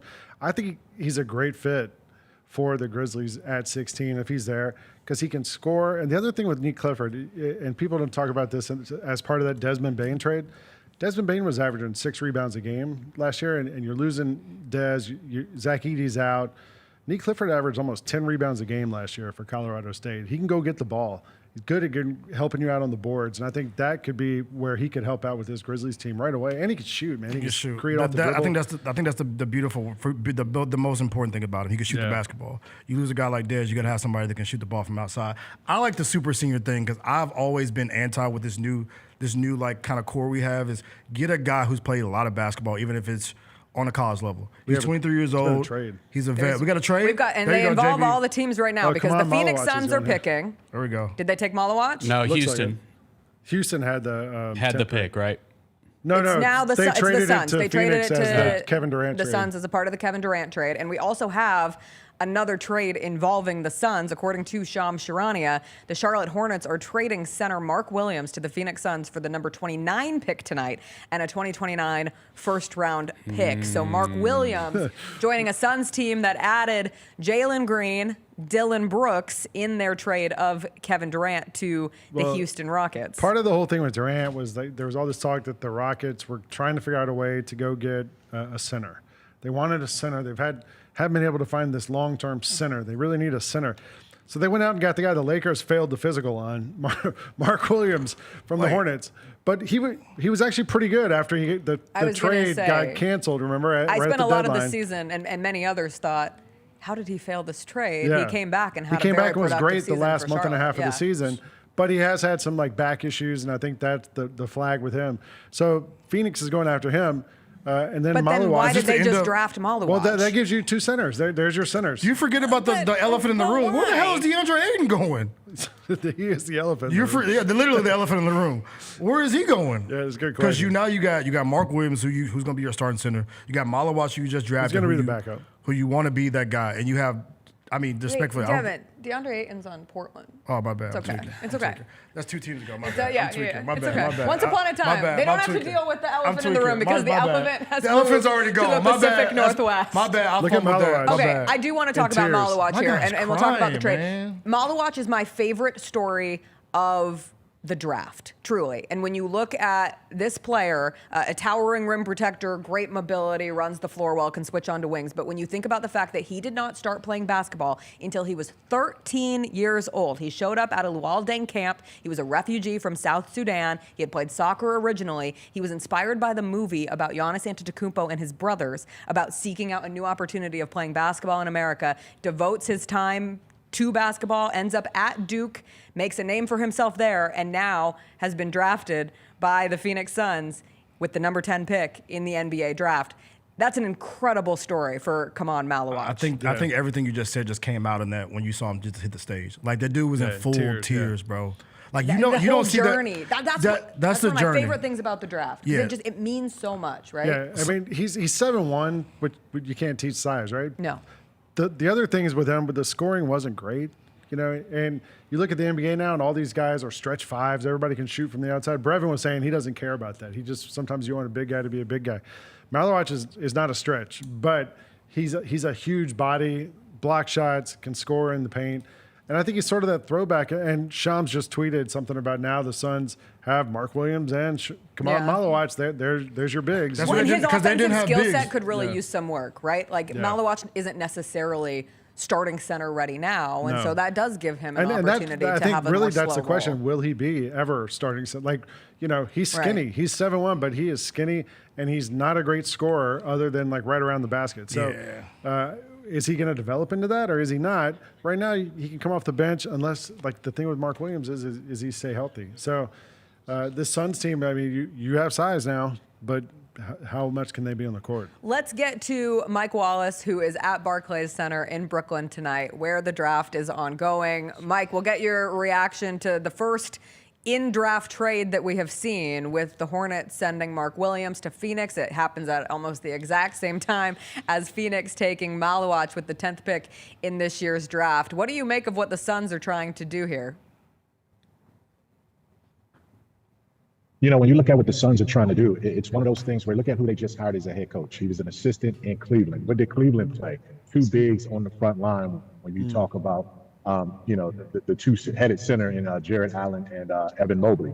So I'm not saying that these two guys that are going to Phoenix now, constitute that kind of dynamic, but it does give you two bigs that you can play with. And, whether one of them is a stretch guy, which Mark Williams has a little more range than Maluach does from that standpoint. You got one that needs to be a rim protector and another that draws your defense out to the perimeter a little bit. So it makes sense from that standpoint. So that's what that trade kind of signals to me. I think the elephant in the room was that, Devin Walker dropped the my bad. dropped my the bad game. The DeAndre From Ayton 5 years elephant. ago. He was thinking of Nick Richards. It's fine. It's fine. Hey, Mike Wallace, we don't watch the Trailblazers play, bro. But I would say more importantly for I everybody here who is a Memphis Grizzlies fan and follower of the Memphis Grizzlies is there is an invested interest in the Phoenix Suns and how good they are next season because as a part of that Desmond Bane trade, the Grizzlies getting the number 6 pick in next year's draft courtesy of the Phoenix Suns. So, Mike, does this move the needle for you in terms of perhaps being a little more concerned that maybe the Suns won't be that bad after all? Trade. No, I still think the Suns are Grizzlies probably going to be. Grizzlies trade? Grizzlies trade. Live Grizzlies Mike trade. Wallace! According to Shams, Portland Trailblazers are. Let's go! Let's go! The Portland Trailblazers are trading Cedric Coward at number 11 to the Memphis Grizzlies. So the Grizzlies are getting Cedric Coward. I'm just kidding. I love draft prep when you fall in love with a guy, because if there is one person who I think the majority of Grizzlies fans have truly found themselves falling in love with over the last few weeks leading up to this draft, it is Cedric Coward. Let's go. Here we go. Knight is back in. Let's go.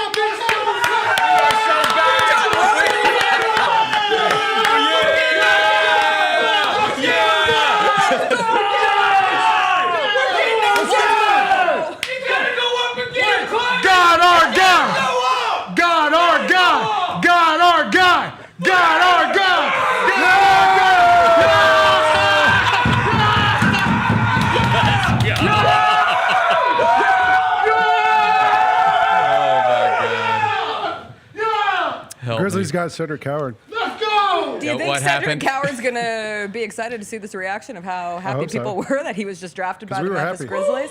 Woo! I'm out of breath. That's what draft night is all about. I'm sweating. Was I heard that it wasn't a dramatic enough draft night yet? And then JB, here we you are. spoken into existence, JB. Speaking it into existence, the Grizzlies trading up to get their guy, Cedric Coward. And we do have Mike Wallace on the phone, who is busy and now is a little bit busier. So we'll just get you real quick here, Mike. Your reaction to the Grizzlies trading up, taking Cedric Coward, someone who was here in Memphis earlier this week working out. I know you spoke with Coward yesterday. What do you think about his fit here in Memphis? Fit is phenomenal. He had all great things to say about this Grizzlies coaching staff. He talked about how the assistants talk trash during his workout, but I will say this, there are some things that he still has to do. He's coming off of rehab from the shoulder surgery that ended his season at Washington State after just 6 games. But this is a guy, and Devin, look at this guy's chain, though, man, as he goes to the stage. You're gonna love his bling. His bling. Look at that. His grandfather was a 1976 Olympian. Hey, that chain don't fit in well in Memphis, Mike Wallace. That's what I'm saying. And he loves Memphis. He talked about how much, the city meant to him in his short time there. He diverted his plan to get to New York by making a late workout in Memphis on Monday, then got on the plane and came up here Tuesday. I talked to him Tuesday afternoon, man. He's going to fit right in. His story is very similar to, Jalen Wells. This is the guy that started off at Division III. He was on the Division III level at Willamette College. And then he went from there to Eastern Washington, and then from Eastern Washington to Washington State. Played 6 games there, was going to go to Duke. But this guy fits in. He's the dog that Zach Khaman talked about wanting because of his defensive tenacity, his ability to knock shots, and he can also be an athletic. Mike, the Wi-Fi connection is so excited. Go track him down, Mike. The Grizzlies got Cedric Coward. You go track him down. We'll catch up with you later on this show, but we appreciate you being here as a part of the live reaction to the Grizzlies trading up to get their guy, Cedric Coward. We know this front office. We know Zach Kleiman has a history of when he targets somebody that this team wants, they will trade up. Hey, you said the Raptors got a type, JB. We got a type on this side, bro. We got a type, and we got our type in Cedric Coward. He's a Grizzly. Let's go! In terms of what you hope for in a moldable player, 3-and-D, versatile, can defend multiple positions, can shoot, true shooting percentage 71% in college. He's a mature player. You watch his highlights. I know we've talked about the bit of a mystery that goes with him from only playing those 6 games at Washington State. However, he has had a hardy career at Eastern Washington, at Willamette. Before that, a Division III school in Oregon. The question, as far as how will he translate to the next biggest level he's ever played on in the NBA. Gary Parrish and I talked about this on the podcast we did. He had signed with Duke. He was going to play at Duke this season. John Shire believed in him. John Shire is not going to waste a scholarship on a guy who A, can't play at that level, but B, John Shire is not going to waste a scholarship on a guy who he thinks isn't going to be at Duke. That shows you the leap this guy made. No one thought he was going to be in the NBA this year. Yeah, Duke thought he was going to be playing at Duke this season. But he showed up at the combine, and the thing with the eye test with Coward, he looks like someone forgot to take the coat hanger out of his shirt. His shoulders are giant. Broad. He's got the same kind of upper body shape of like a Shai Gilgeous-Alexander. Long arms, 7'2" reach. Yeah. You saw he had a 40-inch leap at the combine. Everything in the combine was off the charts, and his shooting was amazing at the combine. And you guys talked about it. I saw Devin on the Chris Vernon show. We can ask Chris about this. You guys were talking about his interviews and just watching him talk and hearing the way he processes and thinks about things, he sounds mature. He sounds smart. He sounds like he gets it. I kind of love the real CC, the as they say, Grizzlies- Jessica Benson. I This is the got real one CC? complaint. Okay. Though. They just showed him. Can we figure out a way the NBA they put the hats on I our know. guys? I hate it. Yes, He's I in the hate Portland that. hat. Come It's on. terrible. Okay, go ahead. My bad. Nobody Go wants break down that. the Sometimes they'll bring him back out later and swap the hats. Yes, but go ahead. Bennett. Real quick, the Grizzlies in this move, they're sending number 16, a 2028 first-round pick, one of the Orlando picks, and 2 seconds to Portland Take for what you Cedric want. Coward. Yep. Take it. This is the kind of player that you make a swing on, because when you look at Cedric Coward, he has the potential to be plugged into the wing instantly for this Grizzlies team. It gives you a guy who can stretch the floor, be part of a fast-paced system like the Grizzlies are going to be running under new head coach Tomas Isolo next year. You're not going to ask him to be a creator. No. You know, like he doesn't have to be anything that he is Yes. not naturally fit to play. He's physical. He's an impact defender. Could not love this pick more for the Grizzlies. That's my only thing. I talked about that today. Is like, I know he's an elite shooter, good athlete, but I want to see. I mean, when you get into the system with your coaching staff, figure out a way to put a little wiggle in this dribble. Put a little wiggle in this dribble, because in the NBA we know how it goes. Yeah. If guys know that you can't really handle the rock, they're gonna push up on you a little bit. Yeah. So I'm pretty sure he gonna develop that a little bit, working with the training staff and all that kind of stuff. But yo, we got our guy, bro. I'm happy right now. I'm pumped. Where my guy Verno at, Also, man? just remember that the Grizzlies, they kept the Phoenix first-round pick next year, which as the Suns keep making moves and everything, that pick looks like it's going to be even better than we thought 2 weeks ago. So the Grizzlies still have, they traded next year, the Orlando pick next year. They still have their own pick. They still got a Phoenix pick next year. Yeah. They still have a lot of different things they could package and do stuff with. I think Coward's going to be awesome, man. By the way, I got Cougar gold running through these veins. You don't even know about the Palouse. We have 2 Washington State players. What- The Palouse, what- it's where Washington State is. Oh, Let's for learn real? the geography of Pullman, Washington. Home of the Cougars. We should have known when Jalen Wells was in the building, right? Like, it's like all the It's like signs fate, were pointing bro. there. The fate of being a year after Wells gets drafted. Now you have Cedric, who is the tied for highest draft pick coming out of Washington State, tied with Klay Thompson. We don't like him though. No, we talk about Jalen Wells is our Washington Jalen, State yeah, alum. we don't That's know. our representation. Yeah, that's our representation. Now we got 2 of them. Pac-12 forever. Pac-12, God. baby. We lit. Hey, Cedric Coward, you are a Grizzly. But obviously, they really did think that they could not get him at 16. This was their guy. They identified it. Yeah. And as he continued to shoot up draft boards, they were not going to wait and risk him not being there, which would lead you to believe there was significant buzz that he was not going to. I got to ask you a question, JB, because is it going to be a battle for number 0? He's 0-2. Yeah. We got He's 2 number Washington 0. State guys that were number 0. Who? J The Dub? rookie, the rookie's going to probably have to give it up. That's my guess. Just don't go Yeah, double 0. Jalen Wells has immediately become an old head. That's what I'm saying, bro. So, like, are you officially vet status? Do I get to keep my number 0? To talk about Coward and the Grizzlies having to trade up to get him, when Gary and I did our mock draft, June 25th, no, that was the day, that's today. 2 weeks ago, we did this mock draft. We had Coward going in the mid-20s. And even that felt like a little high for him, because 2 months ago, no one knew who the guy was. He has slowly and kind of consistently made his way up the draft. We heard earlier this week him kind of getting thrown around at 16.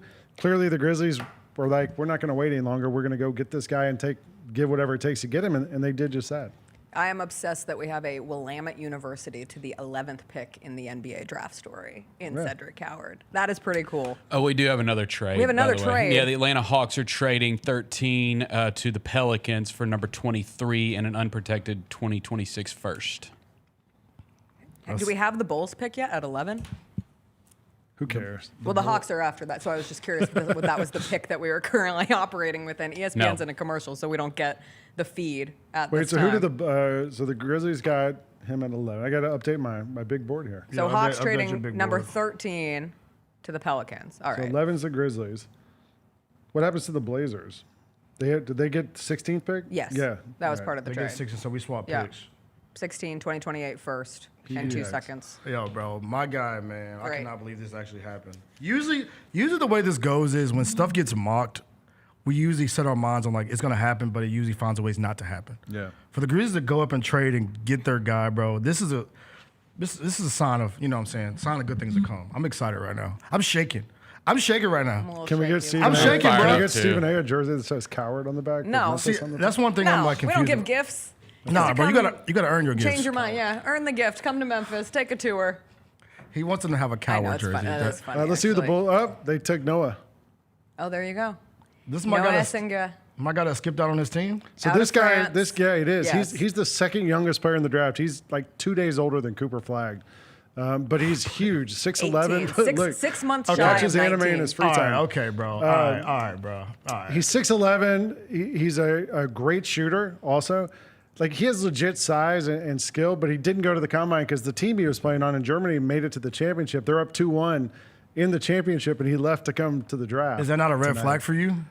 If the team's cool you're with a it, I'm GM, like, go, man. Like, like this is the one time. You rode this season out. You got us to the championship. There's another guy on the team with him who's in the draft also who didn't leave. Right. So I'm saying, like, come on, man. Like, I mean, look. I love watching The his suit's highlights. crazy, He's too, by so fluid. He's a just little- one of those typical European You can tell players. he's young. He's a Yes. little bit. He kind of reminds me of a young Nick Batum. He's a little like you can see him growing into that body, that frame. Doesn't have a great shot. It's like 3 and D, but just the D at the moment, and that's where he's at. But we'll see how he continues to grow. Anyway, here in Memphis, thrilled that the Grizzlies moved up to take Cedric Coward. I would like for the camera to zoom in on Bennett's hat because we need to get Cedric Coward this hat so that he can wear the team that he will play for next year, the Memphis Grizzlies. Get him out of that Rep the Trailblazers Grizz. hat, into the Grizzlies hat. We will have coverage all throughout tonight. Mike Wallace will join us back from Barclays. He'll have an opportunity to talk to Cedric Coward.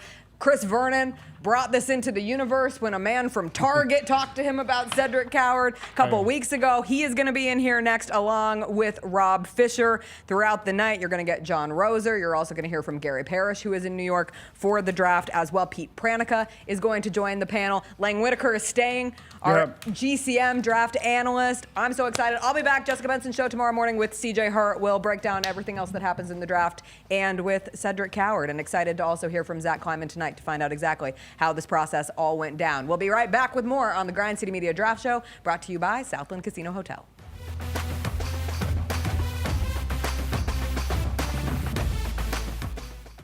Murray State is going to the College World Series. It's easy for me to pick a team because 1, I love an underdog. 2, I hate UCLA, and I see that opening round matchup. And 3, we are connected to the school's most famous alumni, John Morant of Murray State. Tune in to the Jessica Benson Show with CJ Hurt live every weekday at 8 a.m.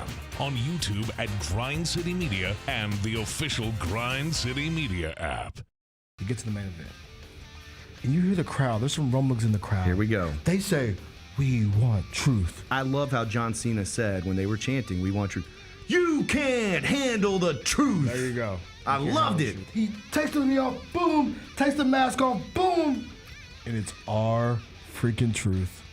God, man, he cost John Cena the match. Tune in to Grind City Wrestling weekly on the Grind City Media app and on the Grind City Media YouTube channel.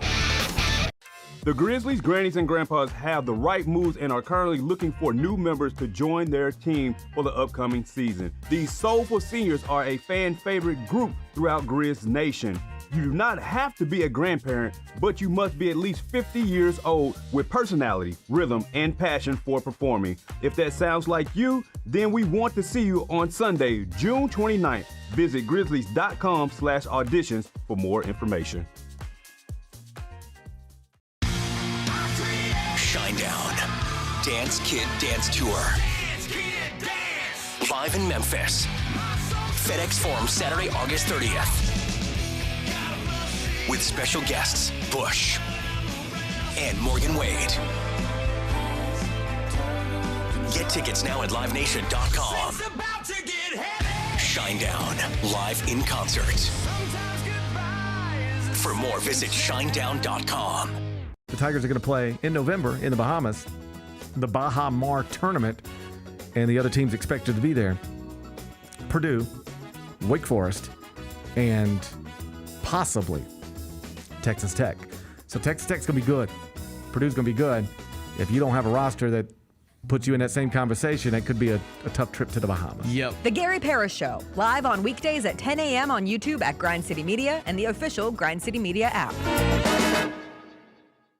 What can the Memphis Grizzlies learn from the Thunder Pacers NBA Finals series? Your style of play is not something that you really have to change. Both of these teams love to play fast. Both these teams love to play really aggressively on the defensive side of the ball. Hey, Grizzlies fans, be sure to tune in to Grizzbeat, where the panel and I break down all things Grizzlies and take a look at the rest of the NBA as well. The show is live every Wednesday, 2 p.m. on YouTube at Grind City Media and the official Grind City Media app.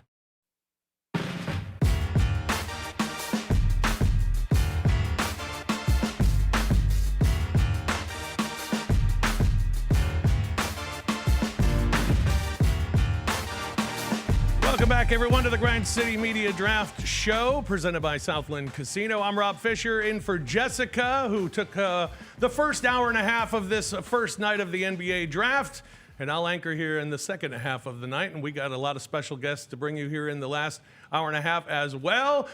First, let's introduce Devin Walker is back. Hello, Devin. Good to see you. I'm still here. Hi, guys. How you doing? My knee kind of hurts from that celebration. But from the celebration, but yeah. We lit. We here, baby. We're going to talk more about the celebration in a moment because our guest on the other side was part of the celebration. Chris Vernon from the Chris Vernon Show is here. Hello, Chris. How are you? Hello, Rob. Good to see you. It's a moment. It's a moment. It's a moment. Yeah. This is a moment. My knee hurts. That's right. We'll talk about it. Also, John Roser is here as well. Hello, John Roser. Good to see you, sir. Hello. If it wasn't for the Grizzlies already trading up and making noise here, Fish, your tan would be the star of the night. Oh, wow. Yeah, boy, you are glistening. You are tan. That ain't fake, is it, Fish? No, this is real. Yeah, okay. Yeah, you didn't know he got that Palm Beach sponsorship? It's like great. It's like Fish and Thunder Dan Marley. It's just like great. You look like, what's his name? What's Braun Breaker, low key? The latest pick so far in the draft at 13, the New Orleans Pelicans selected Derik Queen, center out of Maryland, 6'10", 20-year-old. He goes to oh, the my New Orleans God. Pelicans. Him and Zion are going to destroy buffets. Yeah, that pick. Come on, bro. Mothers better get ready. Get ready. He ain't that chubby, bro. Get ready. Cafe Du Monde to get ready. He's got a frame. Yeah, New Orleans He needed help. a little pudgy. They needed help with their bigs. They certainly addressed that with Derik Queen going to the New Orleans Pelicans. Pelicans getting that pick, number 13, in a trade with the Atlanta Hawks. Now on the clock of the San Antonio Spurs at number 14, one of three picks in the first round for the San Antonio Spurs. All right, the Grizzlies have selected just recently. They moved up from 16 up to number 11, trading the number 16 pick, also a future first-round pick in 2028, and two future second-round picks to the Portland Trail Blazers to move up to number 11, and they select Cedric Coward. Now, the celebration then ensued, Chris Vernon. Can we explain what I mean, okay. I think everybody agrees this is a good move, but there was mayhem in here. Okay, the mayhem is this was destiny. This was meant to be. 2 months ago, I went to Target, and I was buying basketball cards. And as I was buying basketball cards, a guy came up to me, and he is explaining to me that I need to buy this box of basketball cards that has the Cooper Flaggs in them because people are pulling out Cooper Flagg autographs and they're going for $1,000 on eBay. So we're just kind of chit-chatting and whatnot. And he goes, and everybody wants these Cooper Flaggs out of this box. But the best player out of this draft is going to be Cedric Coward. And I was like, who? He's like, Cedric Coward. He was supposed to go to Duke, but he's going into the draft instead. We got to find this. Can we find this dude? And I was like, all right, man. So anyways, didn't think about it again. And then about a week ago, Roser is going through a list, and he's listing off these guys that have measured what Cedric Coward did with the 7'2" plus wingspan and the achievements that he had. And the list was, who was on it? 7'2" wings who are drafted in the first round since 2016. Pascal Siakam, OG Anunoby, Mikal Bridges, PJ Washington, Rui Hachimura, Scotty Barnes, Jalen Williams, Tari Eason. I said, and as we're talking about it, he says, and there are two players that apply this year, one of which is a guy named Cedric Coward. And I said, oh my God. The target. I haven't thought about this name in 2 months. But this guy told me the best player in this draft was going to be Cedric Coward. It's destiny. So I need to find this dude, bro. So now I had to deep dive. I come back on the show. I said, I just watched this kid's interviews. And I have never seen a kid interview like this in my life. Like, it's eerie how you could put me, Roser, or Devin into an interview room with somebody hiring for a job. This guy would mop the floor with us. I'm like, how is he this, like, wise and articulate and, like, his story, played D3, went to Eastern Washington, went to Washington State, was about to go to Duke for almost $3 million, according to some reports, and has just worked and worked and worked his way up. Obviously, he had an injury last year that only limited him to 6 games. But the more you watch his highlights and the more you watch his interviews, I was like, I promise you, that kid is not going to be there at 16 by the time the draft comes around. Because if I know GMs, and I've been around a lot of them, that kid's going to sit in some room when they start talking to him, and they are going to fall head over heels for him. Because not only does he have the frame and the talent, the kid's got an unbelievable head on his shoulders. And so that all leads to, then a lot of the mocks had him around the Grizzlies pick, but I kept telling these guys, he ain't going to be there at 16. Like the latest, look, if he gets to 15, Sam Presti will take this kid. Yeah. Right? So, and that's the pick right before us. So if we're going to get him, we got to trade up. And then they do tonight. And it was destiny. This was, it was meant to be, because this random ass encounter in Target 2 months ago. I'm putting a UFO out. I'm putting a UFO out right now, bro. There's no such. If y'all have seen that's Verno, not the word you want to use. You know what I meant. If you've seen Chris Vernon at It's Target, an APB. you know what I meant. UFO. It's 3 letters. If you've seen Chris Vernon at Target in the last month, please. We got to get him a helmet. Hit me up, bro. This guy. Get me up. If y'all seen Chris Vernon at Target in the last month, hit me up, because we got to find this dude. Yeah. Was he wearing all white? I don't remember. Like, was it Jesus himself? I don't remember. It might have been Bobby Presti, Sam Presti's brother. I don't know. I don't know. Some guy that was buying cards at Target. Let me know, He man. told me. He knew. He gave us the wisdom, and he led us to this moment. He's a guy that, and I want to ask Gary about this coming up when he joins us from New York, that you look at, like, I have a list of the top 100 prospects, and he's listed like 39. But as you saw him... Where? In the one that I have, he's listed 39. Wait, 30? Yeah, Who did that? Who made this? Who made this? But then in all Fake these Scout- Malone, FakeScout.com? all these mock drafts that you see recently, you've been seeing the Grizzlies pop up more and more and more. Well, and then he came and worked out Monday. Yeah. So that was a report in Gavoni's deal on his last mock draft, that he had come out here and worked on Monday. So then that was out there, and so then I think people. Right, that was a signal to anybody above 16. If you want Cedric Coward, you're going to have to probably be above that, because 29, by the way, not 39. I'm sorry. Anybody that's come across the kid. Look, my man David Thorpe, who's going to join us on the Chris Vernon show tomorrow, Coach Thorpe, he wrote an article for True Hoop today that said Cedric Coward should be the second player drafted in the draft. He wrote that today.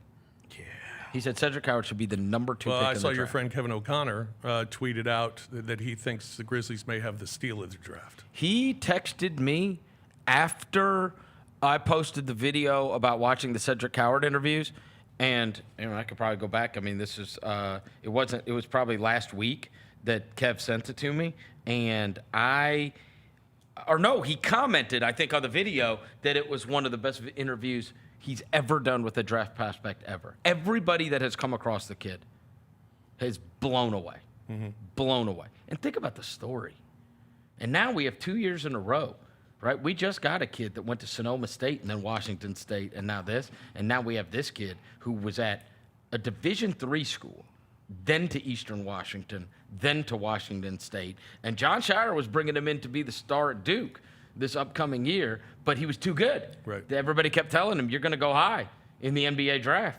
I mean, and there was a reason he was there in New York tonight. Everybody knew where he was going to be going. Yeah. Everybody knew he was going to be going in the top 20 picks of this draft. Yeah. The San Antonio Spurs have selected Carter Bryant at number 14. Carter Bryant, 6'8", small forward from Arizona. He goes to the San Antonio Spurs with the 14th pick. The Oklahoma City Thunder are on the clock. We will take a break here as we continue on with our Grind City Media Draft Show presented by Southland Casino. Gary Parrish is going to join us a little later. Also, Michael Wallace will rejoin us again from Barclays. And we'll have more with Chris and Devin and Roser when we return. Pete Pranica is going to join us a little later as well. So still a lot to come your way right here on Grind City Media. Your child a natural-born entertainer? Now is their chance to join the most talented youth dance crew in the Mid-South, the Blue Bunch. The Blue Bunch entertains Grizz Nation with their energetic dance routines and even have the opportunity to collaborate on performances with leading artists in the entertainment industry. Kids ages 7 to 17 are invited to show off their skills and personality for their chance to join the next generation of NBA entertainers. Open auditions are Saturday, June 28th. Visit grizzlies.com/auditions now for more information. The First Ladies of FedEx Forum, the Grizz Girls, are known across the NBA for setting the standard for professional dance and entertainment, and they are looking for dancers to join their team for the 2025-2026 season. With the chance to gain professional dance experience and connect with the Memphis community, auditioning for the Grizz Girls is an opportunity you do not want to miss. Come show up at Open Call Auditions Saturday, July 26th at the Memphis Sports and Events Center. Visit grizzlies.com/auditions now for more information. Tony Allen joining us. I believe Young TA with a fresh chop. That boy sliced today, boy. You say that boy got the tape on the side? Okay, TA. Hey, and I like how you blurred out your background so we can't see that La Quinta this time. Can't see the hole in the wall, TA. Can't see the hole in the wall. The Chris Vernon Show, live on weekdays at noon on YouTube at Grind City Media and the official Grind City Media app. The Tigers are going to play in November in the Bahamas, the Baha Mar tournament, and the other teams expected to be there. Purdue, Wake Forest, and possibly Texas Tech. So Texas Tech's going to be good. Purdue's going to be good. If you don't have a roster that puts you in that same conversation, it could be a tough trip to the Bahamas. Yep. The Gary Parrish Show, live on weekdays at 10 a.m. on YouTube at Grind City Media and the official Grind City Media app.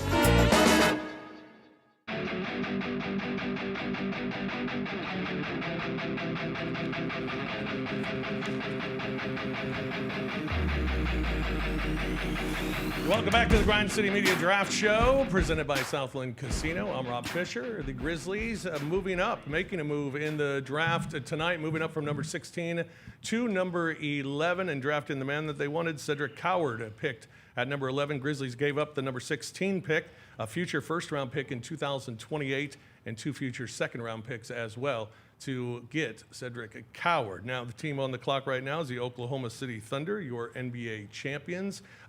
Chris, when you saw the Thunder this playoff, did you come away thinking this is the start of a dynasty?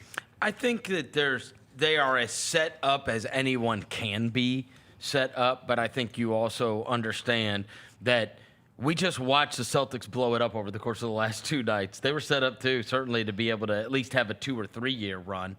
And you're always an injury away from that happening. And we also have to harken back to you and I both covered the 2012 playoffs. And if you would have told me that the Oklahoma City Thunder would make the NBA Finals once and that they wouldn't again until 2025, right? Who was set up better than that team? Who was set up better than that? 3 stars. I mean, they had Durant, Westbrook, Harden, Ibaka. I mean, that team was set up. We thought that was going to be this team's so set up now that, the thought of them taking 2 players tonight is absurd because they're going to have to cut 2 players. and they just don't have guys. And the other thing is this. It's like they didn't destroy everybody. They went 7 games with Denver. And Aaron Gordon obviously got hurt for Game 7, and they went 7 games with Indiana. Right, so it wasn't like they mopped the floor with everybody along the way. So that's They all I would say. weren't really impressive in the postseason, I don't think. They didn't dominate. Not even just dominate. They didn't dominate in the people. regular season. Not like they did during the regular season. And so, look, And I think it's just so this hard to stuff do a is- dynasty. It's so hard to do. You're going to lose guys. Egos are going to get bigger. I got it. They're a bunch of robots. But they are as set up as anybody can be. Yeah. And they just as anybody can be, because truth be told, now with what you have to pay players, you really got about 2-3 years usually, unless you have extenuating circumstances, which the home team has, right? John Morant got in trouble, and so he didn't get the max contract that he would have gotten. He'd be on a supermax right now. Jaren Jackson Jr. was like a vote or two away from $200 million more, right? Yeah. Sometimes you can catch some breaks. And so, but if those guys, let's say Ja didn't get in trouble and Jaren got that, and the season didn't crater the last month of the season, and you ended up with the 2 seed, you'd have 2 players right now on a supermax. Yeah, 2. You got lucky. Very, very difficult. Very, very difficult to build out. And there's going to come a time for them as well, right? I mean, if those guys if those guys reach their ceilings, Jalen Williams is going to be a supermax player. Chet Holmgren's got a chance to be a supermax player. I mean, these are guys that you could absolutely see on all NBA teams, right? Yeah. Who'd they just take? They took Thomas Sorber from Georgetown. Another robot, really, though. 6'10" center from Georgetown. I watched his highlights. He plays like a robot. He's versatile, but he plays like a robot, Missed too. a lot of the year with a toe injury. Oh, he did? Yeah, there's that. He's 6'9" with a 7'6" wingspan. Can't tell you I watched a lot of Georgetown. Yeah. But, I mean, Look at that they gym got they so played many in. picks. A nice pass, kid. Yeah, he can Good pass grief. it. He can. All right. A development option. Yeah, because they drafted 2 players like last year, right? They got Dylan Jones last year. They got him, and they got Usman Jang, who we see play sometimes in the G League. So. They also had that kid that was playing over Caruso for a minute. AJ Mitchell. Yeah, and they got a player playing in the summer league next Right? week. Yeah. They got Jokic playing in the summer league next week. Yeah. Like Jokic, is Topic. So they got Topic. players. They got a lot of a lot of young talent. This so. kid can play for the Oklahoma City Blue. Yeah, they got a whole roster now for the Oklahoma City Blue at this point. Oh my God, they're going to be loaded, aren't they? They're going to be awesome. They're going to be awesome. Dylan Jones. Yeah, they got 2 years ago, they won the G League title. Wow. Yeah. So they got they're going to be loaded. Oklahoma City Blue. Watch out for it. Buy some stock in them. Yeah. The next pick is going to be number 16 for the Portland Trailblazers, the pick that the Grizzlies did have. Oh, this is always going to be fun, right? Yeah, it's always fun to look back. This is what we unfortunately did when we made the deal for Steven Adams and we took Zaire Williams and they took Trey Murphy. The world changes on that. I'm not kidding. That was 17-10. This is 16-11. So, if we would have taken Trey Murphy instead of Zaire Williams, we're having a different conversation this evening. Yeah. Everything changes. Everything changes. Everything So changes. Look at your boy on just TV. gotta get it man. right. Look at your boy on TV looking fresh with the new hat. Cooper Flagg. Look at your guy, man. Yeah, he's got the new hat, the new draft cap. There's the roundup. Yeah, of that the- annoyed me that, Coward has to wear the Portland hat. That's what I'm saying, bro. You should be able to switch it. So the reason Yeah, they've got to and do that. whoever's picked now is going to get that Grizzlies So the hat. reason they have to do that is because of the fiscal year thing. Yeah. Right, with the NBA. Yeah. I was reading Mark Stein say that earlier today, and so it's Because like you can't make trades till July 6th. Yeah, so unless you change the fiscal calendar. Yeah, we need to change that because I'm the way it tired turns of over. seeing guys wearing the wrong hats. It's super annoying. Like even Brandon Clark, when we picked him back in the day, he had an Oklahoma City hat on. I have a bunch of Kevin Love rookies Way with back in wearing the a day, Grizzlies Kevin hat. Love, yeah.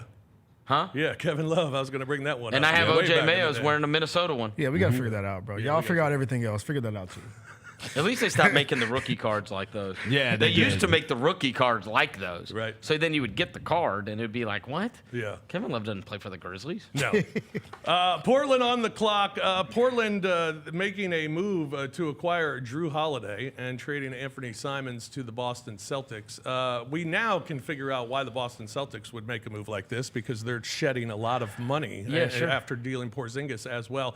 But why would Portland want Drew Holiday? It just feels like you're speeding up a timeline. You know what I mean? I think these guys get tired of sucking. Yeah.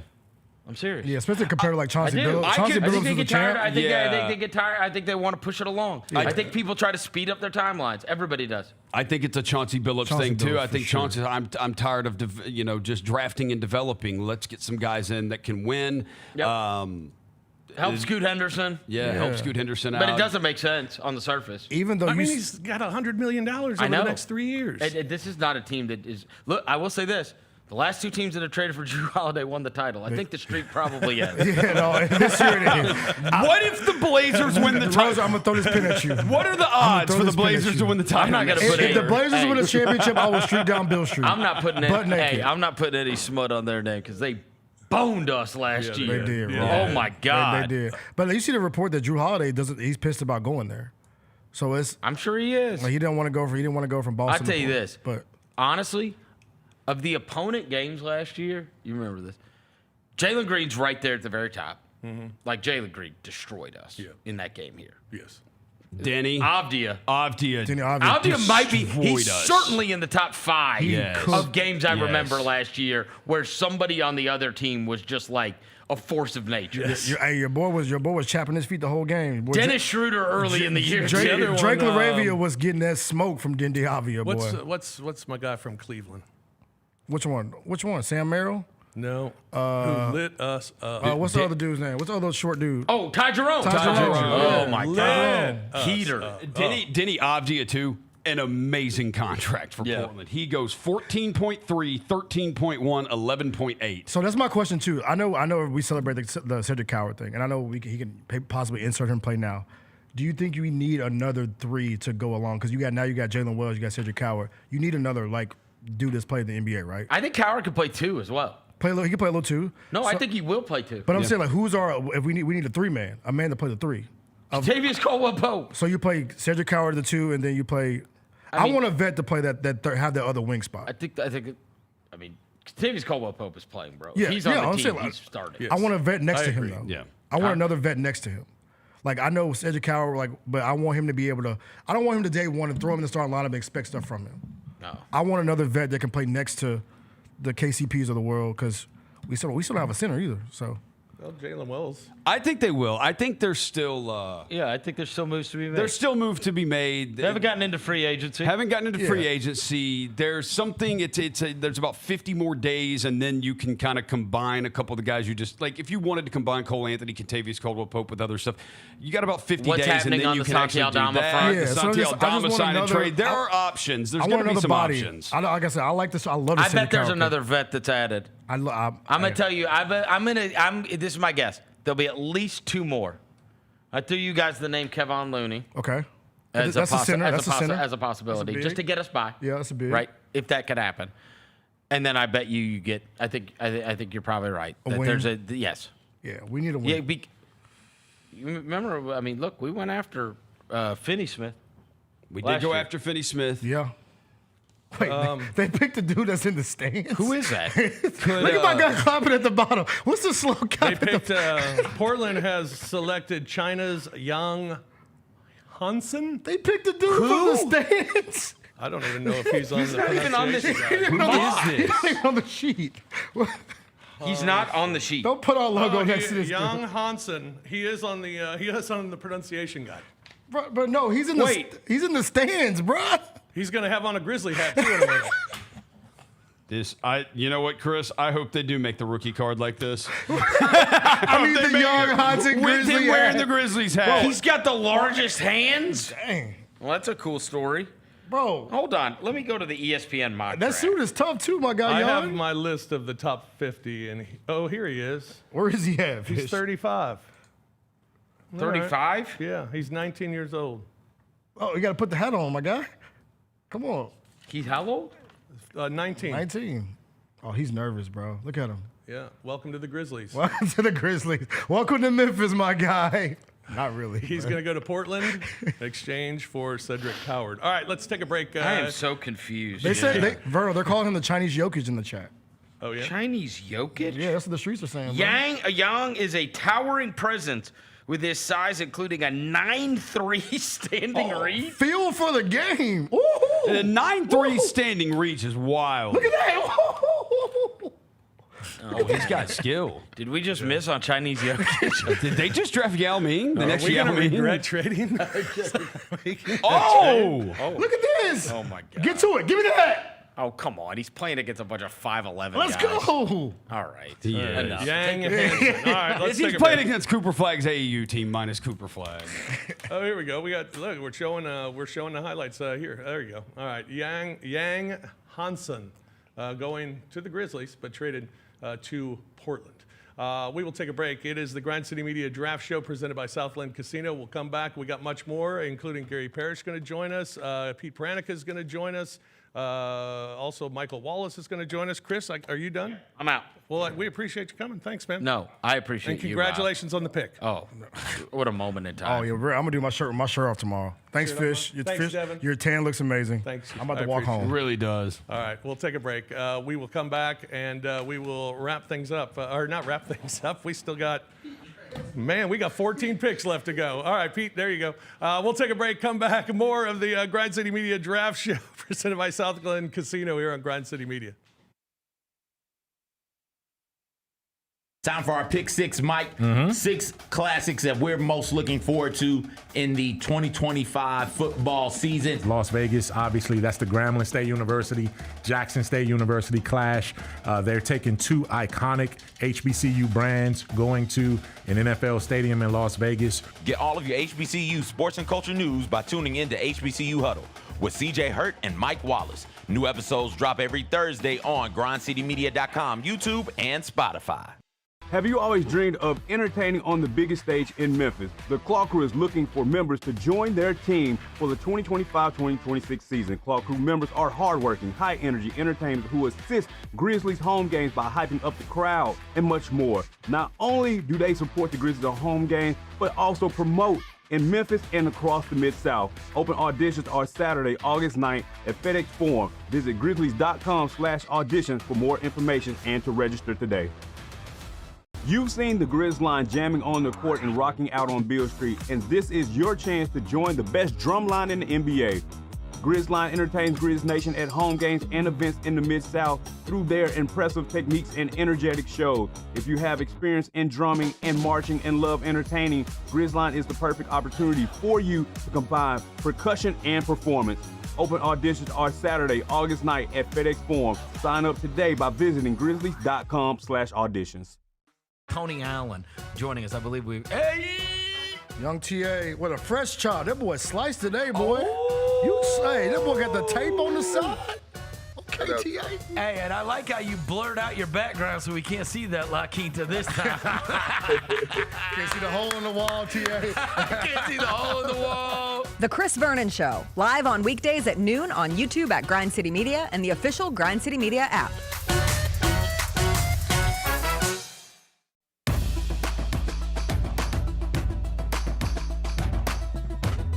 The Grind City Media mobile app is your home for Grizzlies Summer League, presented by Pinnacle Financial Partners. Fans can stream all Summer League games as the Grizz compete in Salt Lake City and fight for the NBA 2K Summer League title in Las Vegas. Download the Grind City Media mobile app today to get all things Grizz this summer. Welcome back, everyone, to the program. It is the Grind City Media Draft Show presented by Southland Casino. I'm Rob Fisher.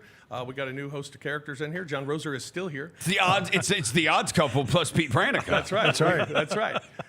Tomorrow at 2:00 on Grind City Media. Pete Pranica joins us. Your television voice of the Memphis Grizzlies is with us. Pete Pranica, how are you, Pete? I am fine. I am fine. Thank you for having me. And what a fantastic evening. Cedric Coward going to be coming to the Grizzlies. Great 3-and-D guy. I'm very excited about that pick. And I noticed that everybody else with Grind City Media seemed to be a little excited. Euphoric. Yeah, I think it's a good word. I think that's a good word for it. Yeah, absolutely. Lang Whitaker is back in the chair What's after up, man? you got a little break. Are you good now? Yeah, I just had to go outside and center myself a little bit. Okay. Feeling better after the Cedric Coward pick. But that Yang Hansen pick kind of took the air out of the room over there because nobody saw that coming. I just looked at the pronunciation guide. He is from Zibo, China. There you go. Zibo. Ah, how about that? You talked a lot about him in the breakdowns with Gary, didn't you? No, we didn't. We didn't mention the guy. And actually, there's a story from a month ago on NBA.com where he said he hopes to hear his name called on draft night. So he definitely got his. I think he was singing in the second round. The one thing, did you notice when he came out of the stands, he gave a hug to Rich Paul and Calvin Andrews, who was Carmelo's agent for a long time and is an agent at Clutch Sports, along with Rich Paul. So he's part of that machine of Rich Paul and LeBron and all that stuff. And I wonder if that helped kind of get him on the radar of some of these teams.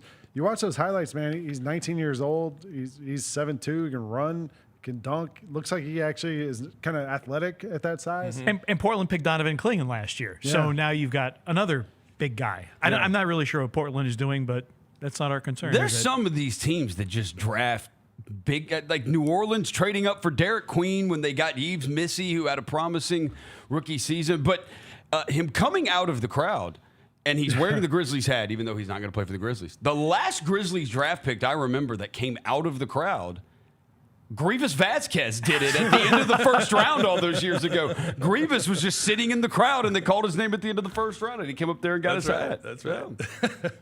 The Minnesota Timberwolves at number 17, they have selected Joan Beringer out of the Adriatic League. Nice word. Thank you very much.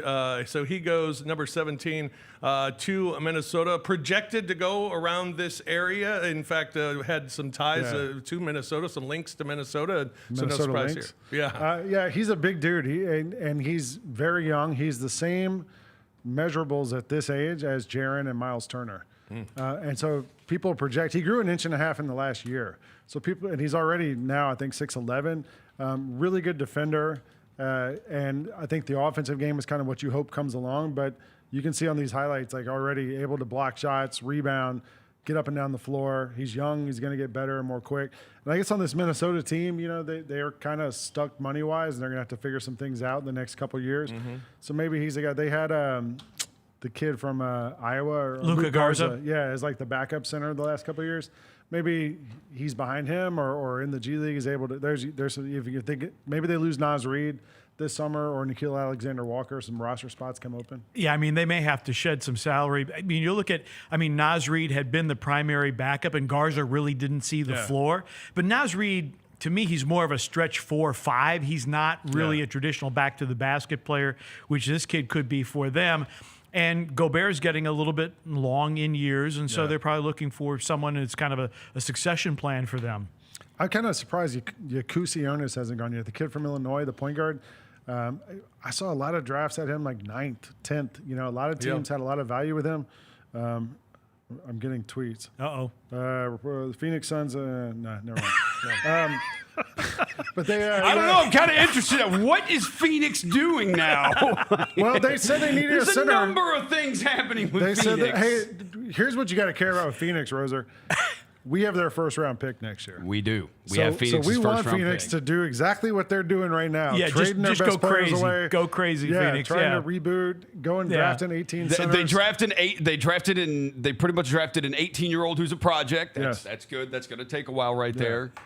But Lang, you just alluded to the fact that some guys are thought of very highly, and then they drop. Yeah. You've been tracking this draft very closely. You've talked to a lot of people. Why do you think, either from your own perceptions or from talking to other people, why do guys fall in the draft? Is it because their workouts aren't as good, or their interviews aren't as good, or general managers just don't get it? I think it's player by player. Like if you look at like Jakucionis is dropping now. Like shooting was a real issue for him at Illinois last year, and also he turned the ball over a lot. But when you watch the highlights of that guy, he plays like Luka Doncic. He's big. He's like 6'5". He's a point guard.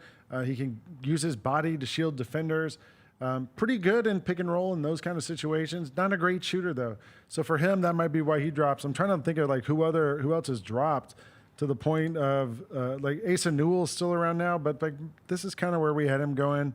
Liam McNeely's a guy who probably is a better shooter than guys at this place, but had a tough year this year at UConn because he was hurt for most of the year. He was hurt, but the other thing too is when he had open three-point looks, he was shooting like 40%. Yeah. The problem was he got most of his three-point attempts were contested, and he was shooting 28% on contested attempts. Yeah. And McNeely is a guy that some people had coming to Memphis. Yeah, he was a guy who played in high school with Cooper Flagg and Asa Newell. Montverde Academy, team, And so at high school, didn't some of these guys go to these smaller schools and get a chance to be the star. He was part of something there, and I think going to UConn, you kind of assume, all right, he's going to fit into the framework of things here.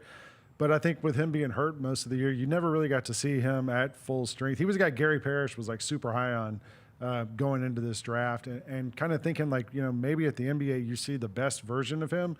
but we still haven't seen, I think, the best version of Liam McNeil yet. I think he's a high value pick. I think so too. I mean, him and I think Jakucionis can play too in the NBA.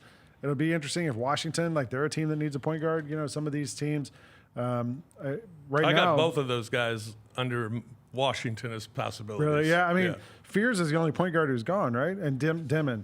So those are the only 2 point guards off the board. So, I mean, maybe that's a guy there, or maybe even a Jace Richardson. That was a guy who was talked about in that 10, 11, 12 range in a lot of the mock drafts, and has kind of slowly slipped a little bit the last month or two. It might have something to do with when he went to there's a Clayton, right, from Florida. It might have something to do with when Richardson went to the combine, and I think at Michigan State he was listed at 6'4". Went to the combine and measured at 6 feet with no shoes on. Yeah, 6 feet and a half. So. A little bit of a drop there, I think, from where they thought he was. Yeah, that would result in drop in draft status, draft stock. No kidding. Washington Wizards, as we mentioned on the clock, this pick from the Memphis Grizzlies as well. The Wizards acquired C.J. McCollum and Kelly Olynyk for Jordan Poole in a trade with New Orleans. What are they doing, Pete? They're showing Walter Clayton. It's a good question. With Washington, it's always a good question. I think the whole Jordan Poole thing just never, ever, ever worked out. And I remember Jordan Poole playing for Washington, encountering Jalen Wells, and wanted nothing to do with Jalen Wells. So, I mean, Washington now they've had Marcus Smart, obviously, the trade with the Grizzlies, and you have CJ there. I think it's going to give them some veteran leadership. I think that has been a franchise that has been so incredibly rudderless and leaderless for so many years. So you're going to get somebody who's later in their career who can maybe show some of these young guys, okay, this is how we play. You've got Bub Carrington, you've got Koulibaly, you have Kispert, you have some decent young players there, but they really never had the veteran presence that could say, guys, this is how you win games in the NBA. And I think having CJ as part of their roster is going to be a help. So it sounds like the pick is going to be Walter Clayton, and he's going to Utah. So there'll be a trade then? So there's going to be a trade? Yeah, Washington's trading him to Utah with the, what is this, 21 pick? 21st pick? This is 18. 18. So they have the 21st pick. Yeah, Utah has 21. So the Wizards are going to move back 3 spots. And Utah's going to pick up a point guard. And Utah has Ace Bailey, who did not appear to be very happy about that selection. No. He has said since in his press conference that he's very excited to see the people and excited about the weather and excited about going to Utah. So he did. He's excited about the weather? Did he really say that? He said the cold and the hot. He's from Chattanooga. Yeah. He was born in Chattanooga. Yeah. Is he excited about the humidity? Or the altitude? Lack of humidity in Utah, right? Well, we had a night in Salt Lake City. We were on a trip. I think we were in Denver on the trip. Probably. And then we go to Salt Lake City, and afterwards, Sam Young was in the locker room and was asked, was it tough to play out there? And he said, yeah, the humidity was really tough on us tonight. I get it, man. I think he got humidity. And Shout out in altitude. Yep. Shout out to Sam mix-up, Young. it happens. Yeah, Walter Clayton's in tears here. Walter Clayton Jr. going at number 18 to the Utah Jazz in a trade with the Washington Wizards. And interesting. He goes higher than projected. Yeah, right? I agree. I mean, you guys saw him in the SEC tournament and in the NCAA tournament. An incredible shot maker. Got better as the season went along. He's 6'4", 6'3". So the question, I guess, with him was, does he have the size to get those shots off at the NBA level the way he was able to get them off in college? But just such a talented scorer and shot maker that I think people kind of figure at this next level, he's going to figure out how to make an impact. And then with Utah, like Pete, we've seen them the last couple of years. They're trying to figure out this point guard situation. Drafted, Keontae George a couple of years ago, tried him out. Colin Sexton, which path are they going to go down? Maybe Walter Clayton is a guy who longer term can fill that void for them. That may be the way that they decide to go. I think with Utah, I've never really understood what they were trying to do schematically. Yeah. And if you don't understand what style that you want to play, you really have no shot. Yeah. And I just, every time you'd watch Utah play, it's like, I'm really not sure what they're going to do. There was no real rhyme or reason. Now, they re-signed Will Hardy as their head coach, but the fact of the matter is, they've got to figure out. Obviously, you can highlight Markkanen. Markkanen is an exceptional player. He's had a couple of really good years there. And Brevin and Fish, you and I would look at the roster and go like, they shouldn't be this bad. Yeah. But it's one of those things that things never really came together for them. And I don't know if Will Hardy is the answer as the coach, although He got a 6-year deal. he did get a 6-year deal. So somebody thinks that he's the answer. So, maybe by getting Clayton there that they're going to be able to figure some more things out, because like I said, it was a team lacking an identity and a purpose, and they were basically trying to tank anyway. If he finishes that contract, he'll be the longest tenured coach in the NBA. You might finish it out at this point because the Jazz are just like perpetually rebuilding. Like Because Billy Donovan's going to get it at some point. yeah, at some point.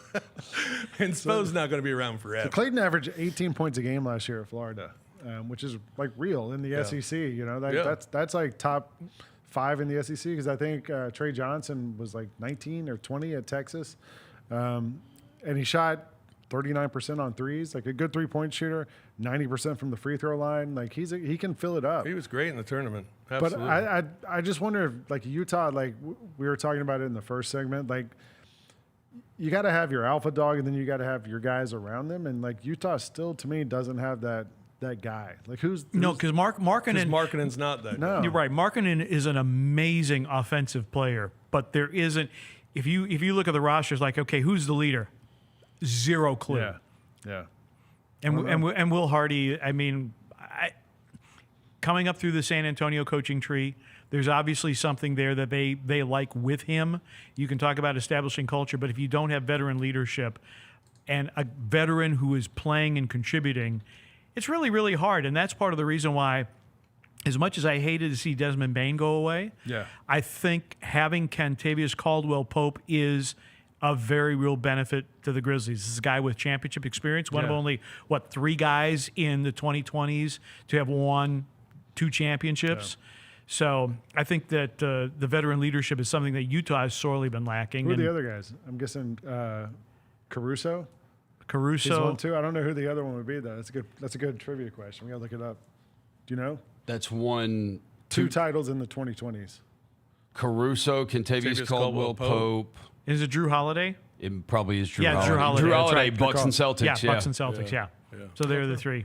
All right, we will take a break here tonight as we continue our draft coverage. It's a 2025 NBA draft show here on Grind City Media, presented by Southland Casino. We'll be back with more here on Grind City Media.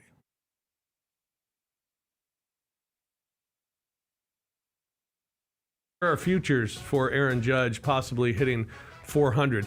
Hitting 400 at the All-Star break, plus 600. Oh, wow. To have a 400 batting average in the regular season, plus 3,800. To win the Triple Crown is only plus 145. I don't think he's going to hit 400 for the season. I don't either. I that would be ridiculous. Yes, ridiculous. The Odds Couple, live at 2 p.m. on YouTube at Grind City Media and the official Grind City Media app.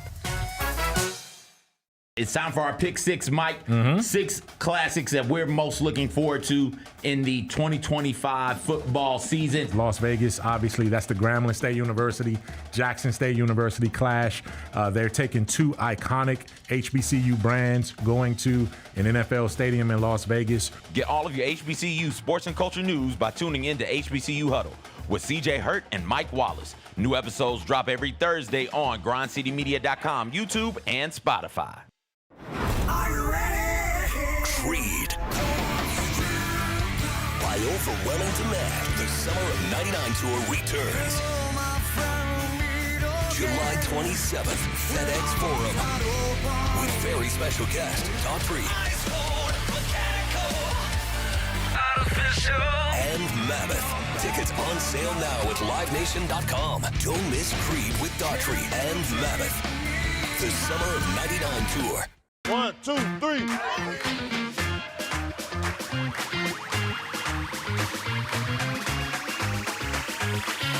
Ready, go.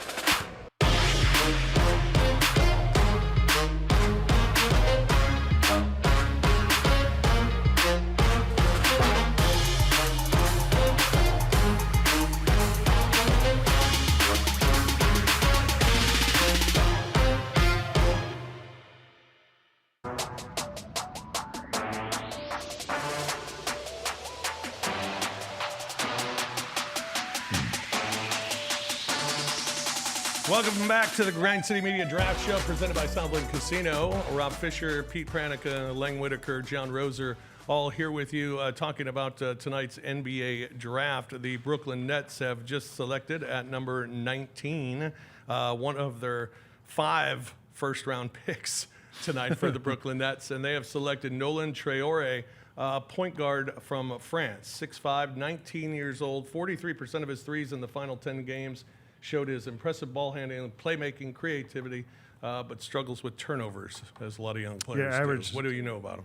About 3 turnovers a game the last 2 years, but he's super young, 19 years old. He's played professionally for a couple of years already at that age, and got size, 6'3", 175. With point guards, man, you never know. You know, even I've seen guys who are awesome playing in Europe, and they come over here and. Depends where you go, what system. I guess the good thing in Brooklyn is, Fernandez is the coach and is probably used to trying to transition guys to what they're trying to do. I just don't know what Brooklyn's trying to do. They play hard. They got 5 picks. They've got 5 picks. So how are they really going to use? They have 1/6 of the picks in the first round. Right. Are you going to use all 5 first-round picks? You just drafted a point guard here. Egor Demin, who you took with the 8th pick, is another bigger lead guard, Josh Giddey type. Is it going to be a situation, you remember when the Grizzlies, when we had Mike Conley, Kyle Lowry, Javaris Crittenden, and the famous quote was, let's throw them all in a closet. We're going to see who just comes out and is the best one of them all. They did that. Javaris may have won. And it almost feels like Utah, the pick before that, it's almost like what they're doing with all their young guys. Just throw them out there. Let's see which ones are the best ones. I mean, unless Brooklyn is going to, pick their 5 guys and let's see, what can we parlay this into something else? The thing with Traoré is he's got a very good wingspan. I mean, he's like 6'4"-ish, 6'3", 6'4". He has a 6'8" wingspan. So, hopefully defensively he can be good for them as well.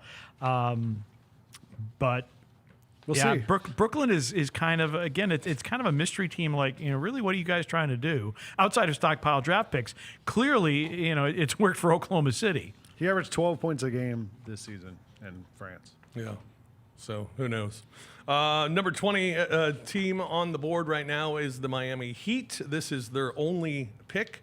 They finished 10th in the East last year, 37 and 45. They need offense, really, an identity on offense. They don't have much on it. 28th in second chance points last year, 23rd in points in the paint, 24th in fast break points. Jakucionis might be interesting for them. They get a point guard, a guy who can run the offense. A guy who's been compared to Goran Dragic. Yeah, how to train your Dragic, as I used to call him. Jakucionis might be a good fit. That would be great value at this spot. The other guy who I thought just kind of feels like a Pat Riley guy, even though he doesn't really have the size, is Jace Richardson. A guy who's kind of gritty and fights for it. Right. And then the other name that I had them taking Drake Powell from North Carolina, who's a wing player, but has got that NBA body already and the strength and the size. I don't know what Miami's up to either. It's been such a weird offseason for them. Supposedly they kind of lowballed the Kevin Durant trade offers and didn't really want him. Wanted to hang on desperately to Tyler Hero. Mm-hmm. Now you see maybe Bam Adebayo's not happy there. Who knows what's going on with that? So it's sort of a weird time for this Heat team. They're losing their culture, Pete. But it still says so on their jerseys. Oh, yeah, that's right. As we're so often reminded about Heat culture. All joking aside, obviously Spoelstra has been a fantastic coach, but the talent level has not been there. I mean, Adebayo has been fantastic. Tyler Hero putting up great offensive numbers.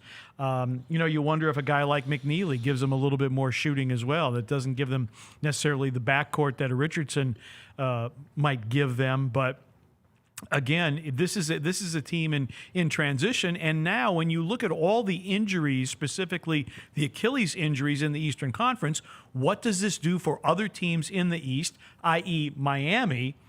Can we win now? Because we've got several teams that have key guys with Achilles injuries. Does this open a door for us? Does this change the way we approach the draft? Well, wouldn't you think? I mean, it's amazing when the odds came out for the next year in the NBA. I mean, your top teams in the East are the Knicks, the Knicks, Cavs, and the Magic are your top 3. I mean, if you're going to go for it now. Jake Fisher from Yahoo, who I used to work with at Slam, tweeted, a Nugget source just texted me about Hansen Yang, Chinese Jokic. Oh, yeah? I don't know, man. How about speaking of Denver? We've How gotten more about Gasol Josh than Jokic. Kroenke saying, "Hey, we're only one bad injury away from having to trade Who's the Jokic"? one Yeah, why would you even say that? Well, I was thinking, Exactly. Like, why speak that into the world? Well, who's the Like, one bad injury too? Jokic? That was my Yeah. Because otherwise, you could kind of deal with an injury to any of those other guys and just live with it and have Jokic there. If Jokic gets hurt, that's when you're kind of screwed. You know what I mean? And what's crazy, this is a press availability that you really don't have to have as a general manager going into a draft. You don't have to talk about your strategy. And then you just kind of casually throw, well, we're one bad injury away from having to trade number 15. Like, why would you even say that? Yeah, that wasn't very bright. That would get a Rob Fisher. What is happening? What is happening? Yeah, no kidding. The Miami Heat, with their only pick in the draft here these first two nights, they are making their selection now, and they're getting themselves a point guard. Let me try this, Lang. Oh, let's do it. Kasparas, Yes. Jakucionis. I called it. How do you like Jakucionis, that? yeah. How about that? Good call. Yeah, I mean, when you see the guy's highlights, he reminds me a lot of Luka Doncic, the way he plays. He's big, he's 6'5", 6'6", something like that. 6'6", yeah. Yeah, good player, had some turnover issues. The thing with him is sort of this lack of elite athleticism, and the question is, can he separate from NBA defenders on his own? Is he able to beat guys off the dribble? But they're showing the highlights right now on Grind City Media.